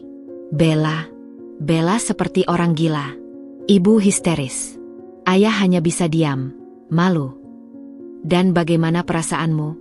Tanyaku pelan. Setelah melihat semua itu, setelah mendengar pengumuman itu, apa yang kau rasakan tentang adikmu yang tidak seburuk itu? Dia mengangkat wajah. Di matanya, untuk pertama kalinya, ada keraguan yang dalam. Bukan padaku, tapi pada segala yang ia percayai selama ini. Aku tidak tahu lagi, Dinda. Aku sangat lelah. Itu adalah kemenangan kecil, tapi yang pahit. Aku tidak ingin melihat suamiku hancur. Tapi kehancuran ilusinya adalah satu-satunya jalan bagi kami untuk mulai membangun sesuatu yang nyata. Malam itu, kami tidur di kamar yang sama, tapi terpisah oleh lautan kesalahpahaman dan akibat dari satu telepon. Di luar, gelombang malu pertama telah menerjang. Gosip-gosip telah menyebar lebih cepat daripada undangan digital. Reputasi Bella dan Rendra di mata keluarga dan lingkaran sosial mereka telah retak. Hutang yang mereka sembunyikan kini menjadi rahasia umum. Dan aku mungkin dicap sebagai wanita pendendam, perusak pesta. Tapi setidaknya, aku bukan lagi sang sponsor bisu yang bisa diperlakukan semena-mena. Mereka meminta perang, dan dengan satu telepon, Aku telah melunakkan tembakan pertama yang menggema di seluruh ballroom. Ini baru babak pertama. Dan badai konsekuensi sesungguhnya bahkan belum dimulai. 2 hari setelah hari H, rumah kami bukan lagi sekadar tempat tinggal. Ia telah berubah menjadi zona perang yang sunyi, di mana tembok-temboknya menyerap teriakan yang tak sempat terucap dan air mata yang ditahan. Mas Irwan berjalan seperti bayangan, wajahnya memancarkan kelelahan yang lebih dalam dari sekadar fisik. Ketegangan dari pernikahan yang gagal itu terbawa pulang, membeku di udara. Lalu, pukul 9 pagi, telepon rumah berdering. Bunyi yang kuno dan menyeramkan di era ponsel, biasanya hanya untuk telemarketer atau kabar buruk. Aku mengangkatnya. Halo. Irwan atau Dinda? Suara yang melengking, penuh amarah yang tak terbendung, langsung menerjang telingaku. Itu suara Mbak Tari. Suaranya yang biasanya lembut dan cenderung merengek, kini berubah menjadi sirene kemarahan yang pecah. Ini ibu. Kalian berdua pulang sekarang juga. Ke rumah orang tua. Kita bertemu. Sekarang. Sebelum sempat ku jawab, telepon sudah ditutup dengan keras. Mas Irwan yang mendengar teriakan dari speaker, hanya mengangkat bahu dengan pasrah. Kita harus datang, gumamnya, suaranya hampa. Aku tidak akan meminta maaf, kataku, membereskan piring sarapan. Aku tahu. Perjalanan ke rumah mertua terasa seperti prosesi menuju tiang gantungan. Mobil meluncur dalam keheningan yang pekat. Sesampainya di sana, suasana sudah seperti kuburan yang baru digali. Pak Wahyu duduk di kursi tamu utamanya. Wajahnya seperti batu, tangan menggenggam erat sandaran kursi. Mbak Tari mondar-mandir di ruang keluarga, sapu tangan digenggam di satu tangan, seolah siap menyerang atau menangis. Dan di tengah ruangan, berdiri Bella. Matanya bengkak dan merah, tapi bukan lagi dari tangisan sedih. Itu adalah mata yang membara karena kebencian murni. Dia masih mengenakan tracksuit mewah, tapi rambutnya acak-acakan, wajahnya pucat tanpa sisa riasan. Di sebelahnya, Rendra duduk membungkuk, menatap lantai, wajahnya menahan perih dan kemarahan yang tertahan. Dia terlihat seperti seseorang yang baru saja kehilangan segalanya. Yang, dalam beberapa hal, memang begitulah adanya. Begitu kami masuk, badai pun dimulai. Kau. Mbak Tari menunjuk jari telunjuknya yang gemetar ke arahku. Kau iblis. Kau perusak keluarga. 1 hari yang penting untuk adikmu. Kau hancurkan. Apa dosanya sampai-sampai kau buat dia dipermalukan seperti itu di depan semua orang? Pak Wahyu mengeluarkan suara rendah yang menggetarkan. Dinda. Penjelasan. Sekarang. Semua mata tertuju padaku. Mas Irwan berdiri di sampingku. Kaku. Aku menarik napas dalam. Penjelasannya sederhana. Pak, Bu. Aku mulai. Suaraku berusaha tetap datar meski jantung berdebar kencang. Saya dihina, dilarang hadir di acara yang sebagian besar dananya saya dan Mas Irwan yang menanggung. Saya diperas, dimanipulasi dengan markup harga yang tidak wajar. Dan ketika saya berusaha menyuarakan keadilan dengan cara biasa, saya dianggap negative thinking dan diminta mengalah. Telepon ke MC itu adalah satu-satunya cara agar kebenaran didengar, karena semua saluran normal sudah ditutup untuk saya. Kebenaran. Bella meledak, melompat ke depan. Kebenaran versi lo ya. Gua minta maaf kalau kapasitasnya terbatas. Itu keputusan panitia. Dan uang itu untuk pernikahan gua, bukan untuk lo jadi jagoan. Lo cuma urus transfer doang. Sok suci. Transfer yang jumlahnya hampir 800 juta. Bella, sahutku, menatapnya tajam. Dengan selisih hampir 160 juta yang tidak jelas kemana, yang menurut obrolanmu di kamar mandi rumah saya, dipakai untuk tas limited edition dan komisi untuk Rendra. Rendra mendongak, wajahnya memerah. Itu fitnah. Diam, Rendra. Pak Wahyu membentak, tapi matanya kini tertuju pada Bella dengan tatapan yang berbeda, penuh pertanyaan dan kengerian yang mulai tumbuh. Itu bohong. Dia ngaku-ngaku dengar, teriak Bella, histeris. Cukup, teriak Mas Irwan tiba-tiba, suaranya menggema di ruangan. Semua terkejut, termasuk aku. Dia maju selangkah, wajahnya penuh penderitaan. Sudah cukup saling tuduh. Ibu, ayah, Dinda punya bukti. Spreadsheet, invoice, catatan transfer. Dia tunjukkan pada saya. Dan saya abaikan. Dia menatap orang tuanya, dan untuk pertama kalinya, ada penyesalan yang dalam di matanya. Saya pikir Dinda yang terlalu hitung-hitungan. Saya pikir Bella hanya ceroboh. Tapi pengumuman di pesta itu, dan reaksi semua orang, saya mulai bertanya. Kakak, lo dibuat apa sama dia? Bella menjerit, air matanya meledak lagi, tapi kali ini lebih karena rasa dikhianati. Lo pilih istri lo daripada darah sendiri. Ini bukan soal pilih, Bella. Mas Irwan membalas, suaranya mengeras. Ini soal benar dan salah. Kamu minta uang, kami kasih. Kamu minta ini itu, kami penuhi. Tapi melarang istri saya hadir, dan dengan alasan yang menghina, itu yang tidak bisa saya terima. Itu adalah deklarasi. Sebuah garis batas yang akhirnya ditarik. Mbak Tari terlihat seperti akan pingsan. Tapi cara menyelesaikannya, Dinda, kejam sekali. Keluarga kita jadi bahan gunjingan.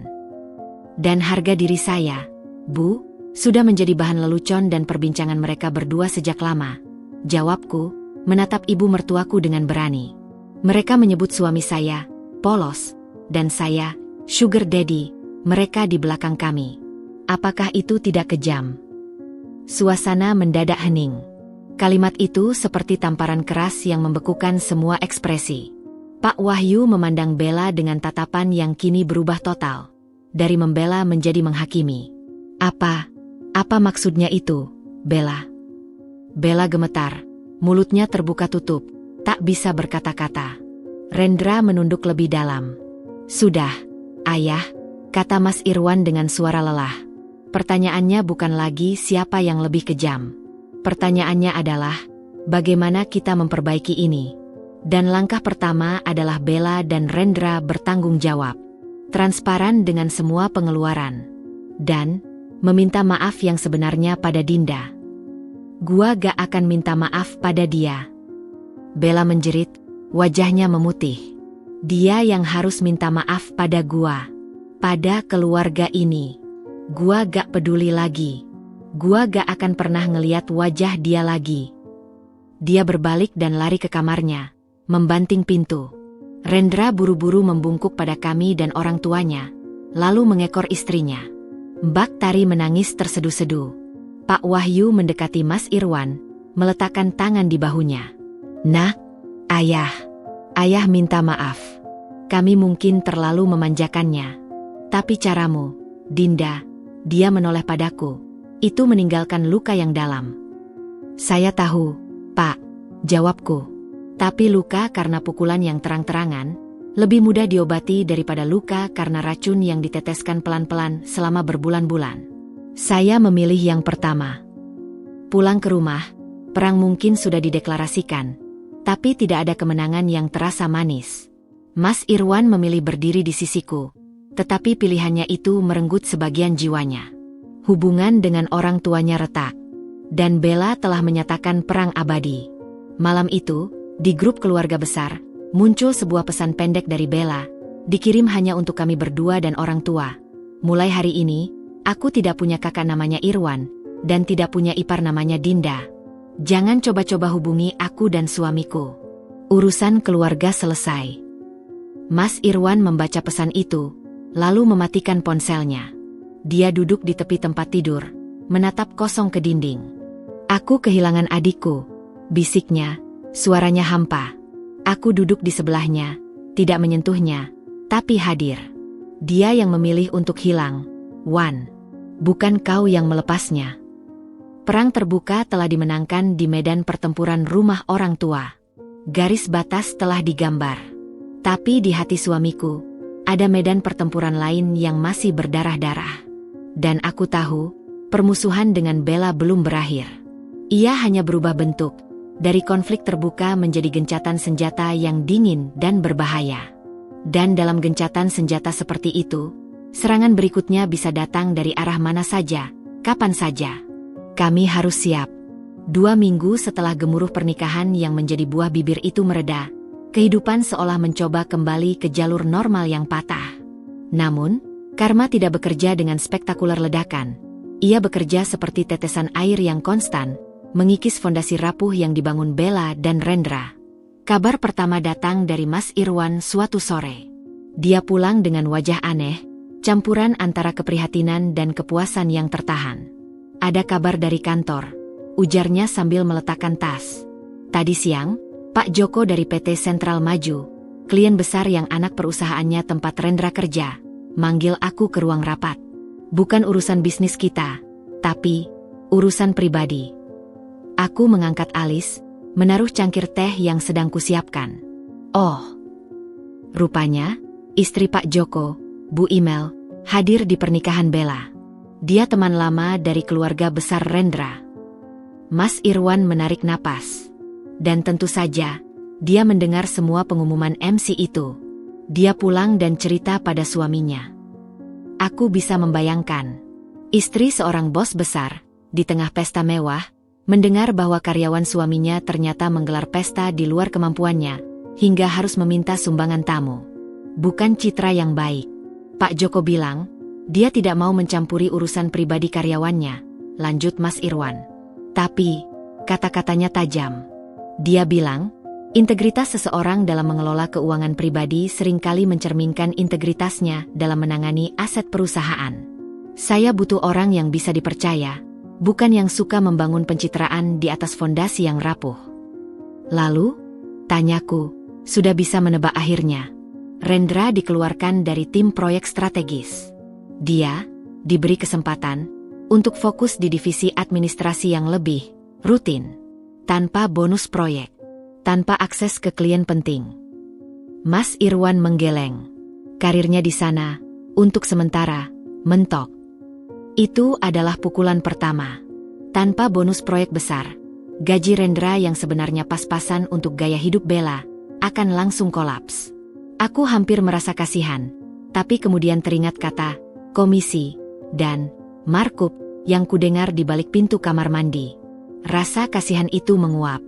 Kemudian, petaka kedua datang dari arah yang tak terduga, media sosial. Bella, yang biasanya begitu rajin memamerkan setiap unboxing tas baru atau check-in di restoran mahal, tiba-tiba menjadi sangat sepi. Tapi diamnya itu justru mencolok. Orang-orang mulai berkomentar di foto-foto lamanya. Di sebuah foto preweddingnya yang glamor, yang diunggah sebulan sebelum pernikahan, seseorang, konon katanya seorang teman yang kesal karena dipaksa memberi amplop besar, berkomentar dengan santai, "Wah, foto cakep banget. Jadi inget, dulu pas H1 sempet khawatir gak cukup duit buat bayar caterernya. Alhamdulillah akhirnya para tamu pada ngerti ya, Bel." Komentar itu, meski kemudian dihapus, sudah terlambat. Screenshotnya beredar di grup-grup back channel teman-teman mereka. Bisik-bisik yang dimulai di ballroom, kini merambah ke dunia digital. Reputasi Bella sebagai sosialite muda yang bergaya hidup tinggi, mulai retak. Undangan untuk launching produk atau dinner eksklusif mulai berkurang. Mereka yang dulu mendekat karena melihat kemewahannya, kini menjauh karena mencium bau masalah keuangan dan drama. Pukulan ketiga adalah yang paling langsung dan menyakitkan, tagihan. Ternyata, di balik kemewahan pesta itu, Bella dan Rendra tidak hanya berhutang pada kami, yang sudah mereka anggap lunas dengan hak lahirnya, tetapi juga pada beberapa vendor lain. Beberapa dekorasi last minute, entertainment tambahan, dan bahkan sewa mobil pengantin yang lebih mewah dari kontrak awal, belum sepenuhnya dibayar. Vendor-vendor itu, setelah mendengar desas-desus pengumuman amplop, menjadi yakin bahwa memang ada masalah keuangan. Mereka pun mulai menagih dengan lebih agresif. Suatu malam, telepon dari Bella pada Mas Irwan, meski dia sudah bersumpah tidak akan menghubungi lagi, terpaksa dilakukan. "Kak," suaranya di speaker terdengar kecil, putus asa, tanpa sisa amarah yang dulu menyala-nyala. "Kak, tolong. Ada orang dari rental mobil datang ke rumah, mau ambil mobil yang masih kita pakai. Katanya cicilan terakhir telat. Mereka minta langsung lunas. 30 juta. Gue gak punya. Kak, Rendra gajinya. Lagi ada masalah." Mas Irwan menutup mata, mendengarkan tangisan adiknya yang nyata kali ini. Bukan tangisan manipulatif, tapi tangisan ketakutan. Bella, uangku juga tidak limitless. Sudah hampir habis untuk pernikahanmu. Tapi gue gak bisa kemana-mana. Mereka ancam mau lapor polisi. Setelah berdebat dalam hati, Mas Irwan akhirnya memberikan syarat. Aku akan bayar langsung ke rentalnya. Bukan kasih uang ke kamu. Tapi ini yang terakhir. Setelah ini, kamu dan Rendra harus urus sendiri. Hidup sesuai kemampuan. Bella mengiyakan, dengan isak tangis. Tapi saat Mas Irwan meminta detail vendor dan nomor rekening, terungkaplah bahwa cicilan terakhir, yang 30 juta itu sebenarnya adalah sisa hutang dari upgrade mobil yang mereka lakukan tanpa izin. Dari paket Alphard standar menjadi Mercedes-Benz Convertible. Mereka memutuskan sendiri, tanpa menyetujui biaya tambahannya, berasumsi bahwa uang pasti ada.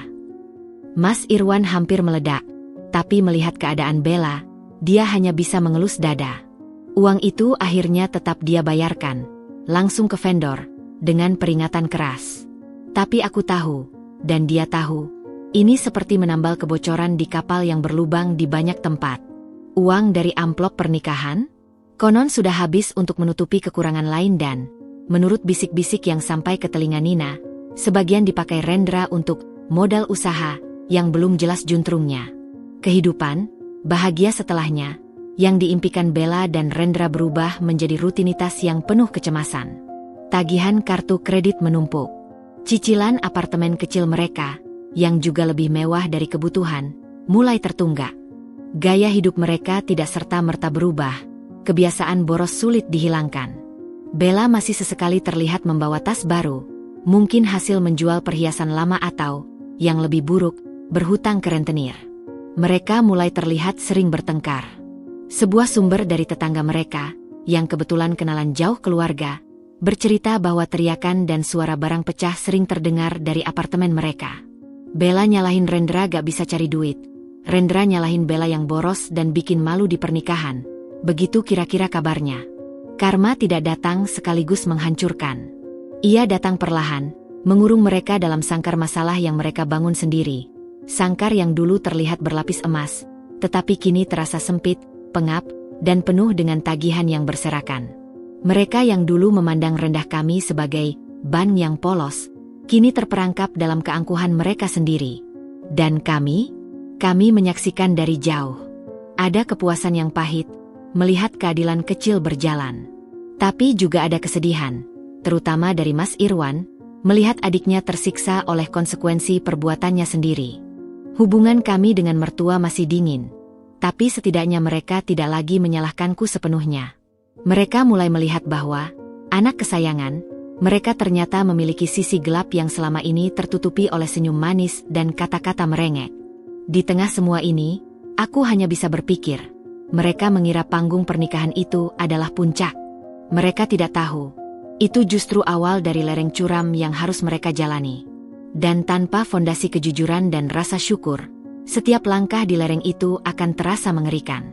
Petaka telah mulai berkecamuk, dan rantai karma baru saja mulai berderak, menarik mereka semakin dalam ke dalam lubang yang mereka gali sendiri. 2 bulan berlalu dalam keadaan genting yang mencekik Bella dan Rendra. Keheningan dari mereka terasa lebih menyeramkan daripada ledakan amarah sebelumnya. Nina, adikku yang pengacara itu, dengan naluri investigasinya yang tajam, tidak bisa melepaskan rasa penasaran. Ada yang tidak beres dengan suaminya, Dinda. Aku cek sekilas latar belakangnya, kok agak kabur. Katanya suatu hari saat kami makan siang. Makanya jangan percaya sama orang yang cuma jago janji, gumamku, tapi hati kecilku setuju. Keangkuhan Rendra saat pertama kali memperkenalkan diri sebagai prospek cerah di perusahaan multinasional, kontras dengan realita karirnya yang kini mandek total. Nina akhirnya menggunakan jaringan profesionalnya untuk melakukan pengecekan mendasar, sesuatu yang seharusnya dilakukan keluarga Mas Irwan sebelum memberi restu pernikahan. Apa yang dia temukan bukan hanya mengejutkan, tapi mengguncang. Pada suatu minggu sore, Nina datang ke rumah dengan wajah serius membawa tablet. Dinda, Mas Irwan, kalian harus duduk dan lihat ini. Mas Irwan, yang baru saja pulang dari berkebun, terlihat curiga. Ini tentang Bella lagi. Tentang Rendra, jawab Nina singkat. Dia membuka beberapa dokumen digital. Pertama, usaha, kontraktor, yang dia bilang sedang dirintis sebelum menikah, itu bangkrut setahun lalu. Bukan sekadar bangkrut, tapi ada laporan dari mitra usaha tentang dugaan penggelapan dana proyek kecil-kecilan. Kasusnya tidak dilanjutkan karena kekurangan bukti dan Rendra berjanji melunasi, yang ternyata tidak pernah dia lakukan sepenuhnya. Penggelapan. Mas Irwan terduduk, wajahnya pucat. Kedua, lanjut Nina, menggeser layar. Dia punya hutang kartu kredit di 3 bank berbeda dengan total limit yang dipakai hampir maksimal. Ratusan juta. Dan yang ini yang parah, ada beberapa transaksi mencurigakan di bulan-bulan mendekati pernikahan, berupa tarikan tunai besar, yang cocok waktunya dengan pembayaran DP ke beberapa vendor pernikahan kalian. Aku menatap Mas Irwan. Wajahnya berubah dari pucat menjadi merah padam. Dia pakai uang hutang kartu kredit untuk bayar DP. Lalu kita yang dia suruh melunasi sisanya yang lebih besar? Itu skema Ponzi. Dan ketiga, Nina menurunkan suaranya. Ini yang paling sensitif. Dari cerita teman kantornya yang dulu satu tim, yang sekarang kesal karena karirnya ikut terseret gara-gara reputasi Rendra, ada indikasi kuat bahwa Rendra mendekati Bella setelah tahu dari sosial medianya bahwa Bella punya kakak yang sukses dan family background-nya terlihat mampu. Dia sengaja menargetkan Bella. Ruangan menjadi sunyi. Hanya bunyi kipas angin yang berputar. Jadi, pernikahan ini, Mas Irwan tak bisa melanjutkan. Bisa jadi adalah bagian dari strategi finansialnya yang putus asa, simpul Nina dengan dingin. Dia butuh penyelamat. Dan Bella, dengan segala kemauan akan gaya hidup mewah dan dukungan keluarga yang soft, adalah pintu masuk yang sempurna. Sayangnya, dia salah kalkulasi. Dia pikir keluarga kalian adalah cash cow yang tidak ada habisnya. Dia tidak tahu kalau kalian punya batas. Dan ada Dinda. Nina menoleh padaku, matanya berbinar sedikit. Aku merasa mual. Semua ini menjadi lebih buruk, lebih kotor, daripada yang pernah kami bayangkan. Ini bukan sekadar adik manja yang boros. Ini adalah penipuan berlapis. Dia membawa Bella ke dalam lubang yang bahkan dia sendiri tidak bisa keluar. Bisikku. Tepat, kata Nina. Dan sekarang mereka saling menyalahkan, terperangkap dalam lubang itu. Kami memutuskan untuk membawa temuan ini ke orang tua mertua. Pertemuan kali ini lebih tenang, tapi muatan emosinya lebih berat. Di ruang tamu yang sama, kami menyajikan fakta. Mbak Tari mulanya masih mencoba membela. Masa sih, Nina? Jangan-jangan ada salah info. Rendra kan kelihatannya baik. Tapi saat Nina menunjukkan printout laporan keuangan dan kronologis utang yang dia rangkum, bahkan Mbak Tari pun tak bisa berkata-kata. Pak Wahyu memegangi kepalanya, seperti orang yang pusing. Jadi, selama ini, kita menyetujui pernikahan anak kita dengan penipu. Kami tidak bilang dia penipu dalam arti hukum yang bisa dipidana, Pak, jelas Nina dengan profesional. Tapi secara moral dan finansial, dia telah menyesatkan Bella dan memanfaatkan kemurahan hati keluarga. Motifnya sangat dipertanyakan. Bella tahu tidak soal ini? Tanya Mas Irwan dengan suara lirih. Menurut analisis saya, awalnya tidak, jawab Nina. Tapi dengan kondisi keuangan mereka sekarang yang semakin ruwet, besar kemungkinan Bella mulai menyadari atau setidaknya mencurigai sesuatu. Itu yang mungkin memicu pertengkaran hebat mereka. Mbak Tari menangis terseduh-seduh. Kali ini bukan karena marah, tapi karena ketakutan yang mendalam untuk anak perempuannya. Aduh, Bella, anakku. Dia sekarang tinggal dengan orang seperti itu. Sekarang pertanyaannya, kata Pak Wahyu, bangkit dari kursinya dengan wajah lelah namun tegas. Apa yang bisa kita lakukan? Kita harus bantu Bella keluar dari situasi ini. Bella sudah dewasa, Pak, sahutku. Kali ini suaraku lembut. Dia memilih Rendra, meski kami semua sudah berusaha memberi tanda. Membantunya bukan berarti menyelamatkannya dengan uang lagi. Itu hanya akan memperdalam ketergantungan dan mungkin malah menguntungkan Rendra.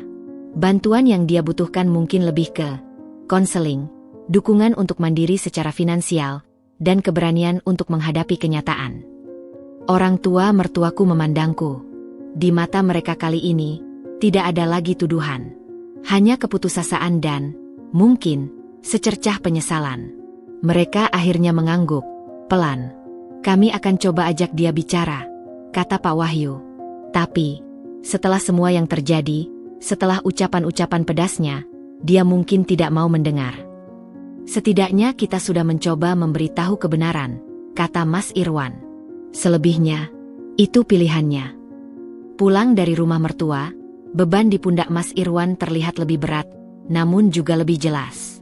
Dia tidak lagi ragu tentang siapa yang salah. Dia melihat dengan jelas benang merah keserakahan dan penipuan yang menjerat adiknya. Malam itu, dia memelukku erat, kepalanya bersandar di bahuku. Terima kasih, Din. Terima kasih sudah bertahan. Terima kasih untuk adikmu. Kalau bukan karena kalian, kami mungkin masih terkubur dalam kebohongan, terus-terusan memberi uang, sampai akhirnya bangkrut bersama mereka. Aku membelai rambutnya. Kadang, menyelamatkan seseorang berarti harus berani membuat mereka jatuh lebih dulu, agar sadar bahwa mereka perlu berdiri sendiri. Kebenaran tentang Rendra telah terungkap, seperti membuka tutup lubang yang penuh dengan ular. Sekarang, semua orang tahu apa yang ada di dalamnya. Tapi Bella, yang sudah terlanjur melompat ke dalam lubang itu dan mungkin mulai digigit, apakah dia mau diulurkan tangan? Atau apakah dia akan memilih terus menyalahkan dunia, termasuk kami, untuk pilihannya sendiri? Rumah kartu yang dibangun Bella dan Rendra bukan hanya goyah. Fondasinya telah terbongkar sebagai pasir hisap. Dan kami, yang berdiri di luar, hanya bisa berharap Bella memiliki cukup kesadaran dan keberanian untuk merangkak keluar, sebelum pasir itu menelan mereka berdua hidup-hidup. Suasana genting yang menyelimuti keluarga itu tiba-tiba berubah menjadi dingin yang membekukan ketika sebuah ancaman nyata muncul, bukan dari luar, tetapi dari dalam, dari darah daging yang seharusnya dilindungi. Mas Irwan sedang mengerjakan proposal penting untuk sebuah tender rahasia dari PT Sentral Maju, perusahaan tempat Rendra pernah bercokol. Tender ini bernilai miliaran dan melibatkan teknologi baru yang menjadi kunci ekspansi perusahaan. Semua data, analisis pasar, dan strategi harga disimpan dengan ketat di laptop khusus Mas Irwan, yang hampir tidak pernah ia bawa keluar rumah. Sore itu, usai mandi, ia terpaku di depan laptop yang terbuka di meja kerjanya. Wajahnya putih bagai kertas. "Ada apa, Wan?" tanyaku, mendekat dengan hati berdebar. "Ini aneh," gumamnya, jarinya menari di atas trackpad. "Beberapa file di folder tender ini, ada yang akses set kemarin malam. Pukul 23.47. Aku sedang tidur. Dan kamu juga. Mungkin sync error atau auto backup," usulku, meski naluriku sudah mulai berteriak. "Tidak." Suaranya tegas. "Aku nonaktifkan semua cloud sync untuk folder ini. Dan lihat, dia membuka log aktivitas sistem yang tersembunyi.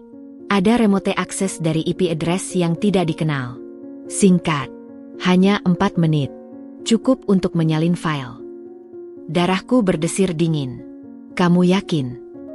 "Nina," katanya tiba-tiba, mengambil ponsel. Dia punya teman IT forensik. Nina dan temannya, seorang ahli keamanan siber, datang dalam waktu 2 jam. Setelah analisis cepat, temuan mereka membuat ruang kerja kami seperti ruang interogasi. "Ini bukan hacker luar, Mas," kata teman Nina, pria bernama Rama.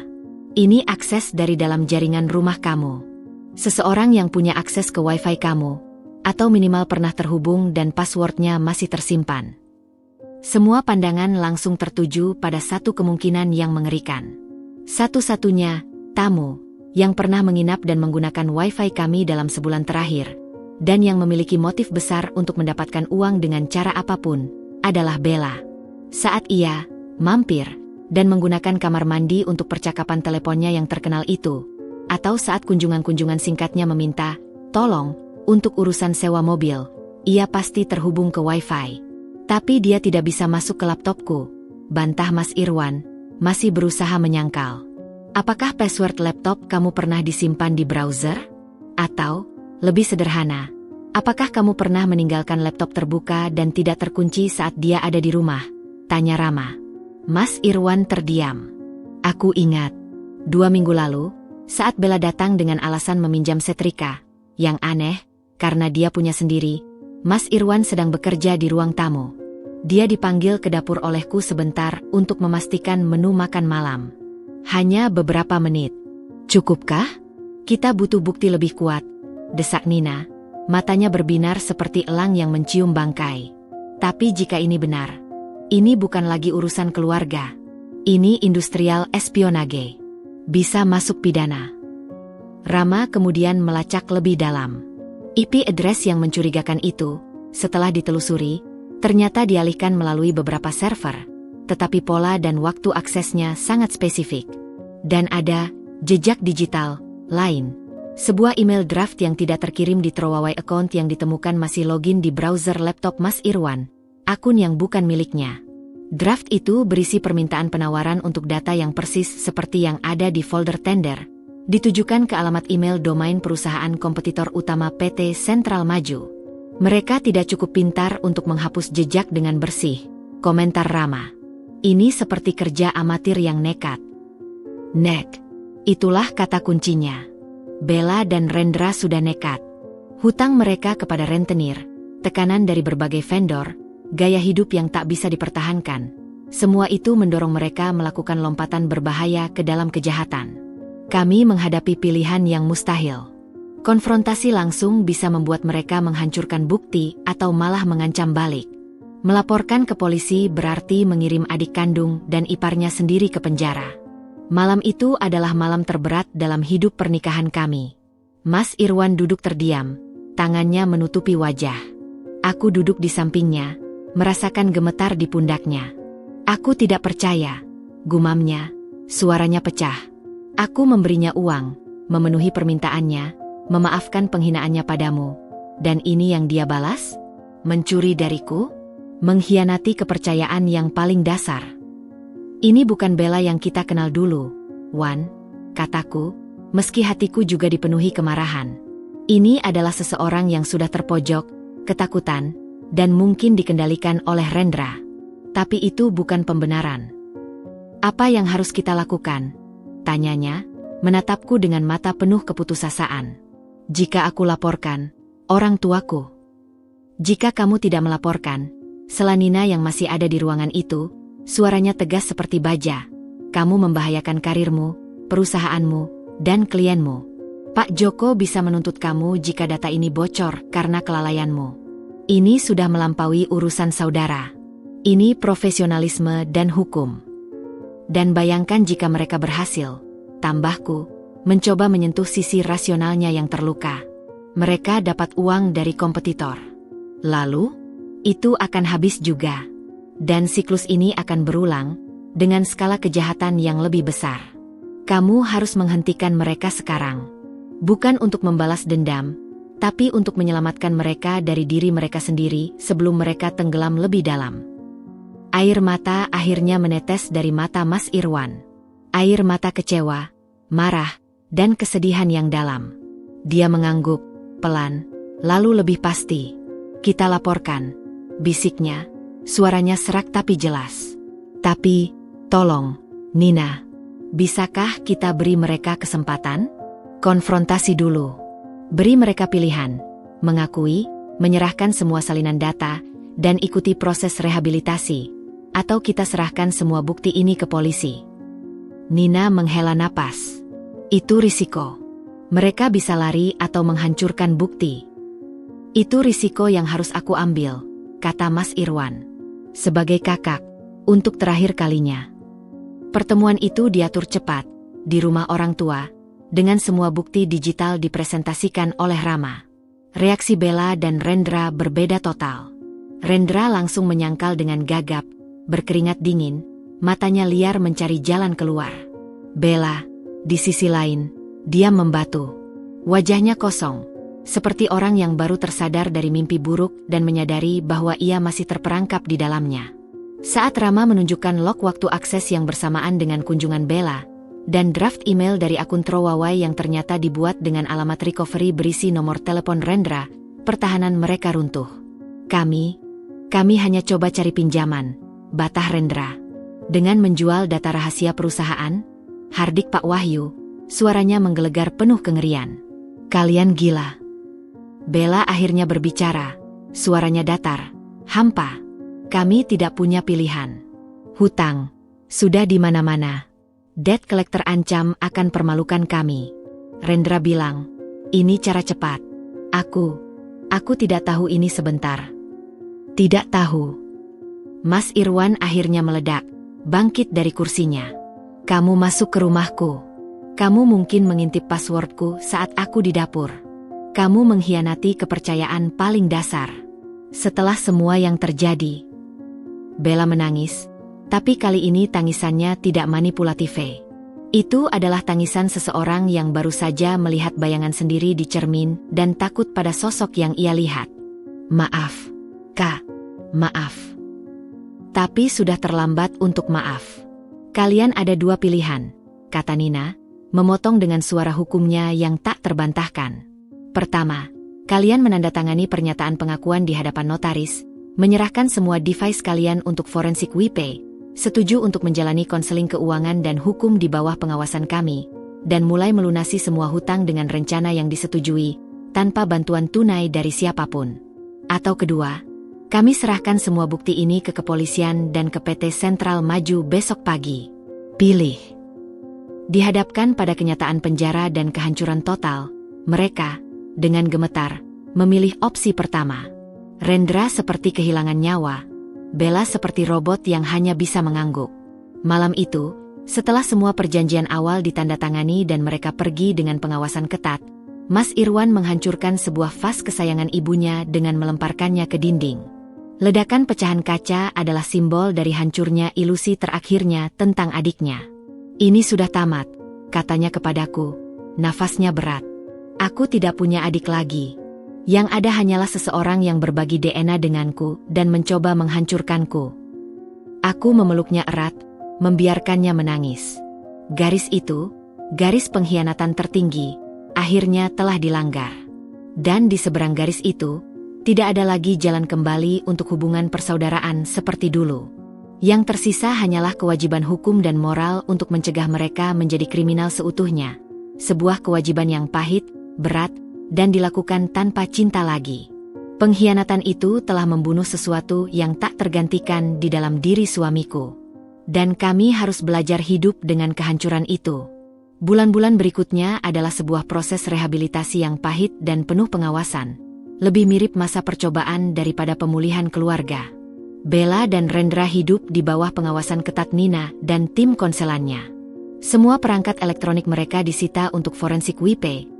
Pengeluaran keuangan diaudit ketat, dan mereka dipaksa mengikuti terapi keuangan serta konseling pasangan.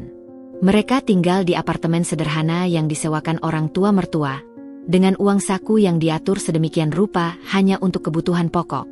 Kemewahan lenyap dalam sekejap. Namun, karma tidak berhenti di situ. Seperti bola salju yang meluncur dari puncak gunung, momentum kehancuran mereka sudah terlalu besar untuk dihentikan hanya dengan pengekangan.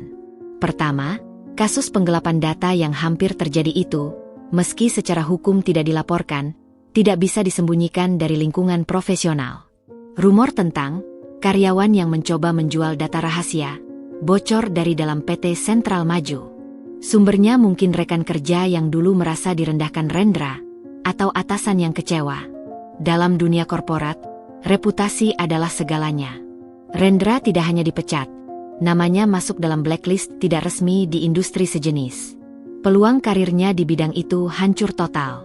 Kedua, hutang-hutang yang selama ini mereka kubur dengan uang baru, akhirnya menampakkan wajah aslinya. Para debt collector yang selama ini hanya menelpon, mulai berani mendatangi apartemen mereka, mengetuk pintu dengan keras, meninggalkan catatan ancaman. Salah satu rentenir bahkan menyebarkan foto Bella dan Rendra beserta daftar hutangnya di grup-grup komunitas lingkungan apartemen mereka.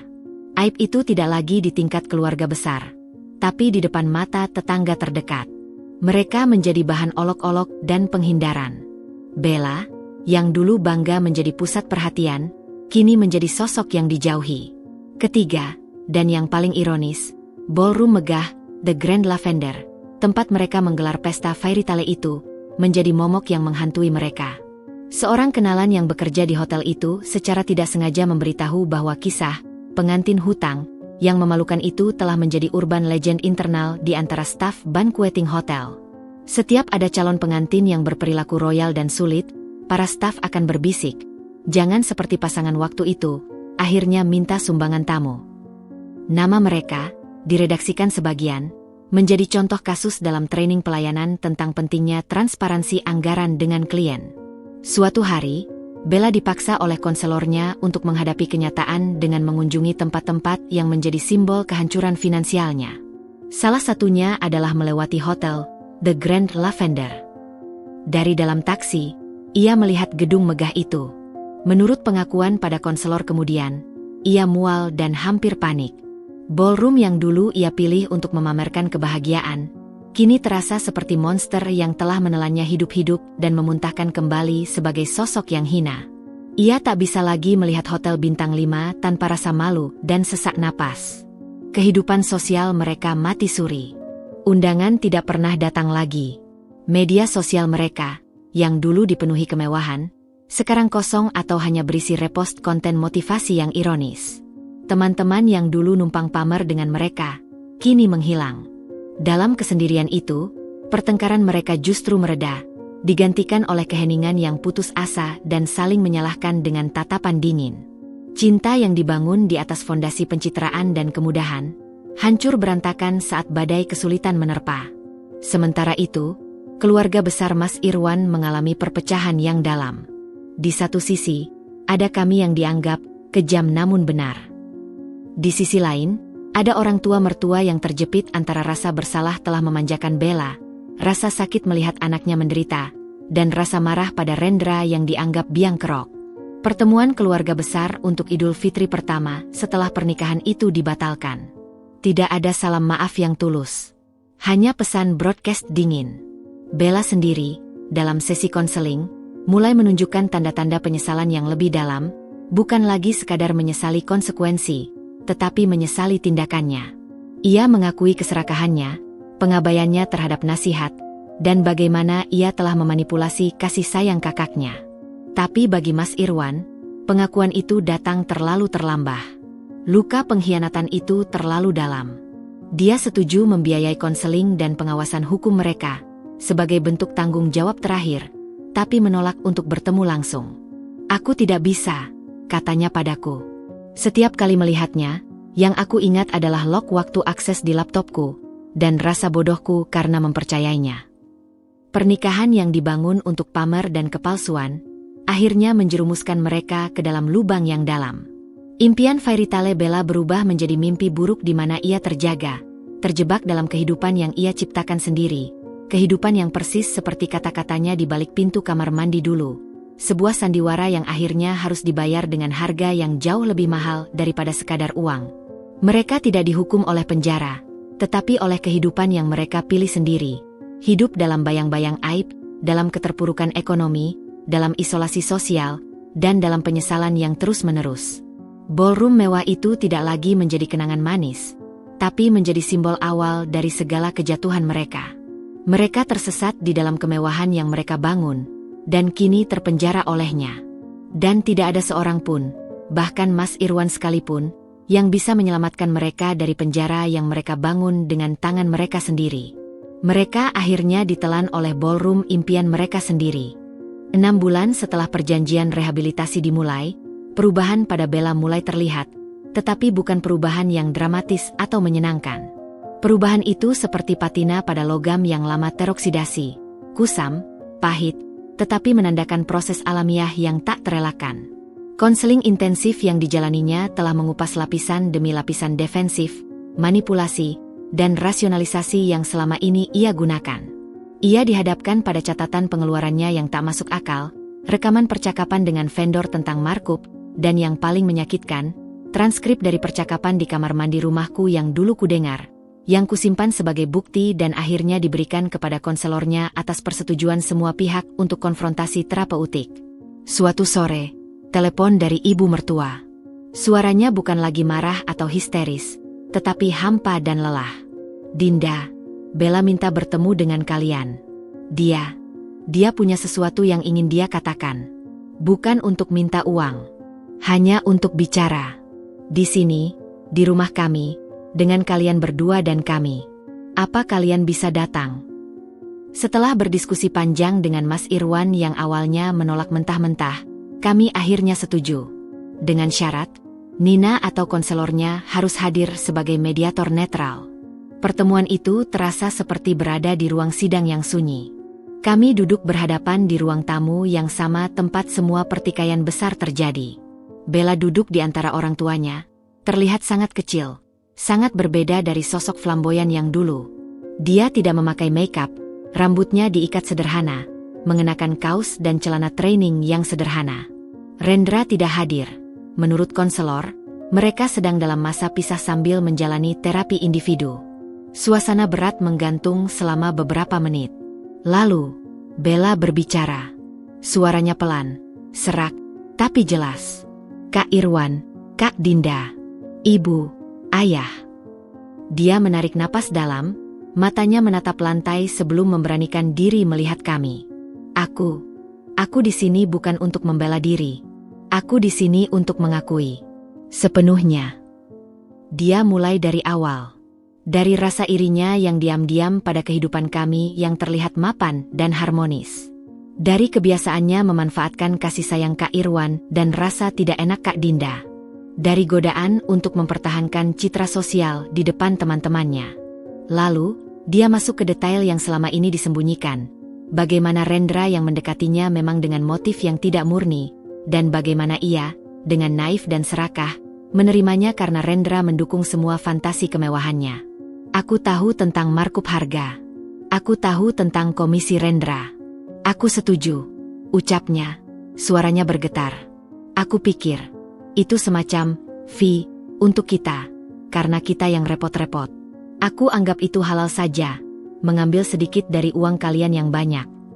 Air mata mulai menetes. Aku anggap kalian, terutama Kak Irwan, tidak akan pernah kehabisan. Aku anggap itu hak aku sebagai adik bungsu. Setiap pengakuan seperti pukulan bagi orang tuanya. Mbak Tari menutup wajah dengan tangan. Pak Wahyu memandangi anak perempuannya dengan ekspresi yang tak terlukiskan antara sedih dan ngeri. Dan, larangan untuk Kak Dinda datang. Bella menatapku, matanya penuh air mata. Itu ide Rendra. Tapi, aku setuju. Karena aku malu. Aku malu kalau Kak Dinda yang paling tahu detail anggaran, akan melihat langsung betapa borosnya aku, betapa aku sudah menambah-nambah tanpa izin. Dan aku iri. Iri karena di keluarga ini, Kak Dinda selalu terlihat sempurna di mata Kak Irwan. Aku ingin jadi pusat perhatian satu hari itu, tanpa ada yang mengancam. Pengakuan itu jujur sampai menyakitkan. Mas Irwan duduk kaku, tangannya menggenggam erat sandaran kursi. Telepon ke MC. Bella menghela napas panjang, seperti mengumpulkan keberanian. Awalnya, aku benci Kak Dinda. Benci sekali. Tapi, perlahan, di tengah semua masalah yang datang, di tengah hutang dan kehancuran, aku mulai sadar. Itu adalah karma. Langsung, cepat, dan adil. Dia menatapku lagi. Kamu memberi aku pelajaran yang paling mahal, Kak. Dan yang paling perlu. Diam menyelimuti ruangan. Hanya isak tangis Bella yang terdengar. Aku tidak minta maaf, lanjut Bella, membuat semua orang terkejut. Karena kata, maafku sekarang tidak ada artinya. Terlalu murah untuk segala kerusakan yang aku buat. Aku cuma mau bilang, aku menyesal. Dalam-dalam. Aku menyesal telah menyia-nyiakan kasih sayang Kak Irwan. Aku menyesal telah menghina dan memanfaatkan Kak Dinda. Aku menyesal telah mempermalukan ibu dan ayah. Air matanya mengalir deras. Aku menyesal telah menjadi orang yang sangat buruk. Mbak Tari tidak bisa menahan diri lagi. Dia merangkul anak perempuannya, ikut menangis. Anakku, anakku. Pak Wahyu bangkit, berjalan pelan ke jendela, punggungnya terlihat bergetar. Mas Irwan menatap adiknya. Di matanya, berperang berbagai emosi. Sakit, marah, kenangan masa kecil, dan kini, sebuah kesedihan yang lebih dalam karena melihat kehancuran jiwa di depan matanya. Apa yang kau harapkan dari kami sekarang, Bella? Tanya Mas Irwan, suaranya rendah. Tidak ada, Kak, jawab Bella, melepaskan pelukan ibunya. Aku hanya ingin kalian tahu bahwa aku mengerti. Aku menerima semua konsekuensinya. Aku akan terus ikut konseling, akan kerja serabutan yang halal untuk bayar hutang sedikit-sedikit, dan aku akan coba perbaiki hidup aku. Tidak untuk kalian, tapi untuk aku sendiri. Karena aku sudah lelah menjadi orang yang dulu. Dia berdiri, lalu membungkuk dalam-dalam kepada kami. Terima kasih untuk pelajarannya. Dan selamat tinggal untuk hubungan kakak adik kita yang dulu. Itu sudah aku bunuh. Aku harap kalian bisa bahagia. Dia lalu berbalik dan berjalan keluar ruangan, menuju kamarnya. Pertemuan usai. Di mobil dalam perjalanan pulang, Mas Irwan diam sangat lama. Lalu, dia berkata, dia benar. Kata, maaf, tidak akan cukup. Tapi penyesalannya, itu nyata. Iya, jawabku, memegangi tangannya. Tapi penyesalan yang nyata pun tidak bisa mengembalikan apa yang sudah hancur. Tidak, katanya. Tapi mungkin, itu bisa menjadi awal untuk sesuatu yang baru. Bukan sebagai keluarga yang lengket dan penuh ekspektasi seperti dulu. Tapi sebagai manusia yang saling mengenal batasnya. Air mata penyesalan Bella memang datang terlambat. Ia tidak bisa menghapus aib, tidak bisa melunasi hutang dengan cepat, dan tidak bisa memulihkan kepercayaan yang sudah pecah berantakan. Tapi ia memberi sebuah penutup, atau lebih tepatnya, sebuah tanda titik yang pahit, pada babak hubungan kami yang penuh racun. Dan terkadang, dalam kehidupan yang sudah terlalu ruwet, sebuah titik yang jelas, meski pahit, lebih baik daripada kalimat-kalimat panjang yang tak berujung dan penuh kepalsuan. Permohonannya adalah permohonan untuk dilepaskan, dan untuk mengakhiri. Dan mungkin, itu adalah hal paling dewasa yang pernah dilakukannya dalam hidupnya. Setahun telah berlalu sejak pertemuan yang mengharukan sekaligus mengakhiri itu. Waktu, yang konon penyembuh terbaik, ternyata tidak benar-benar menyembuhkan. Ia hanya membungkus luka dengan jaringan parut yang lebih tebal, membuatnya tidak lagi berdarah setiap saat, tapi meninggalkan bekas yang selamanya mengubah bentuk permukaan. Hidup kami, Dinda dan Mas Irwan, menemukan ritme baru. Sebuah ritme yang lebih tenang, lebih sadar, dan, harus diakui, agak berjarak.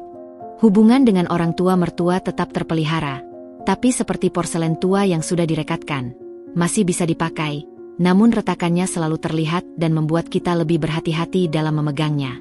Kunjungan menjadi rutinitas bulanan yang sopan, bukan lagi spontanitas penuh kehangatan. Obrolan berkisar pada kesehatan, cuaca, dan kabar-kabar aman. Nama Bella jarang disebut, dan jika terpaksa, diucapkan dengan nada datar, seperti menyebut seorang kenalan jauh. Bella sendiri menjalani hidupnya yang baru. Dengan bantuan konselor, ia mendapatkan pekerjaan sebagai admin di sebuah bengkel kecil milik kenalan, jauh dari glamor dunia yang dulu ia kejar.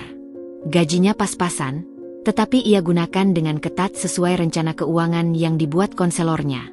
Sebagian untuk hidup, sebagian untuk mencicil hutang-hutangnya yang lebih kecil. Hutang yang besar kepada kami, secara resmi, kami nyatakan lunas.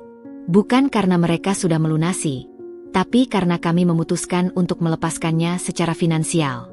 Itu adalah bentuk amal terakhir sekaligus pemutus mata rantai yang terus mengikat kami dalam dinamika korban dan penagih. Melepaskan hutang itu adalah melepaskan beban kami sendiri. Rendra, kabarnya, setelah masa pisah, ia memilih kembali ke kota asalnya. Pernikahan mereka secara de facto telah berakhir, meski belum ada kejelasan hukum. Bella tidak lagi membicarakannya. Sepertinya, ia pun telah melepaskan. Suatu sore di akhir pekan, bel rumah berbunyi. Aku membuka pintu dan terkejut melihat Bella berdiri di teras, mengenakan kemeja sederhana dan jeans, tangan membawa sebuah kardus kecil. "Kak Dinda," ucapnya, tersenyum kecil. Senyumnya tidak lagi manis buatan, tapi sederhana, agak malu-malu. "Aku cuma mau antar ini. Aku ikut kelas baking di komunitas. Ini hasil latihan. Bolu. Mungkin bisa untuk nyemil sore." Dia mengulurkan kardusnya. Aku menerimanya, masih terpana. Terima kasih, Bella. Mau masuk? Dia menggeleng. Cepat. Enggak. Aku cuma mau anterin aja. Aku lagi dalam perjalanan. Dia melirik ke dalam rumah sebentar, seolah mencari atau menghindari sesuatu. Mungkin tanda-tanda kehadiran Mas Irwan. Gimana kabar Kak Irwan? Baik. Sedang di belakang, urus tanaman. Dia manggut-manggut. Oke. Ya udah, aku pergi dulu. Maaf ganggu. Tidak ganggu, jawabku, dan itu tulus. Dia membalikkan badan dan berjalan menuju sepeda motor Beat tua yang diparkir di pinggir jalan. Sebelum menyalakan mesin, dia melambaikan tangan. Aku melambai balik. Aku membawa kardus itu ke dalam. Mas Irwan keluar dari arah taman, menyeka keringat. Siapa tadi? Bella. Antar bolu bikinan dia. Diam sejenak. Oh, katanya. Bolunya enak. Aku belum coba. Mau coba bareng? Dia mengangguk. Kami duduk di meja makan, membuka kardus. Bolu itu tampilannya biasa saja, bahkan sedikit pecah di permukaan. Tapi aromanya harum, wangi vanila dan telur yang alami. Kami mencoba sepotong. Rasanya biasa saja, tidak istimewa, agak terlalu manis. Tapi itu adalah bolu paling tulus yang pernah kami terima darinya. Enak, kok, kata Mas Irwan, suaranya lembut. Iya, aku membenarkan. Kami makan dalam keheningan yang nyaman. Tidak ada yang perlu dibicarakan tentang bolu itu, atau tentang pengirimnya. Kehadirannya yang singkat tadi, dan bolu yang biasa-biasa saja ini, adalah sebuah bahasa baru. Bahasa yang mengatakan, aku masih ada. Aku mencoba bertahan. Aku tidak meminta apa-apa. Ini untukmu. Itu bukan rekonsiliasi. Rekonsiliasi membutuhkan pengampunan total dan upaya bersama untuk kembali ke bentuk semula, dan itu mustahil. Bekas luka pengkhianatan dan penghinaan terlalu dalam. Kami tidak akan pernah kembali menjadi kakak beradik dan kakak ipar yang akrab dan penuh kepercayaan. Ini adalah sesuatu yang lain, gencatan senjata yang damai.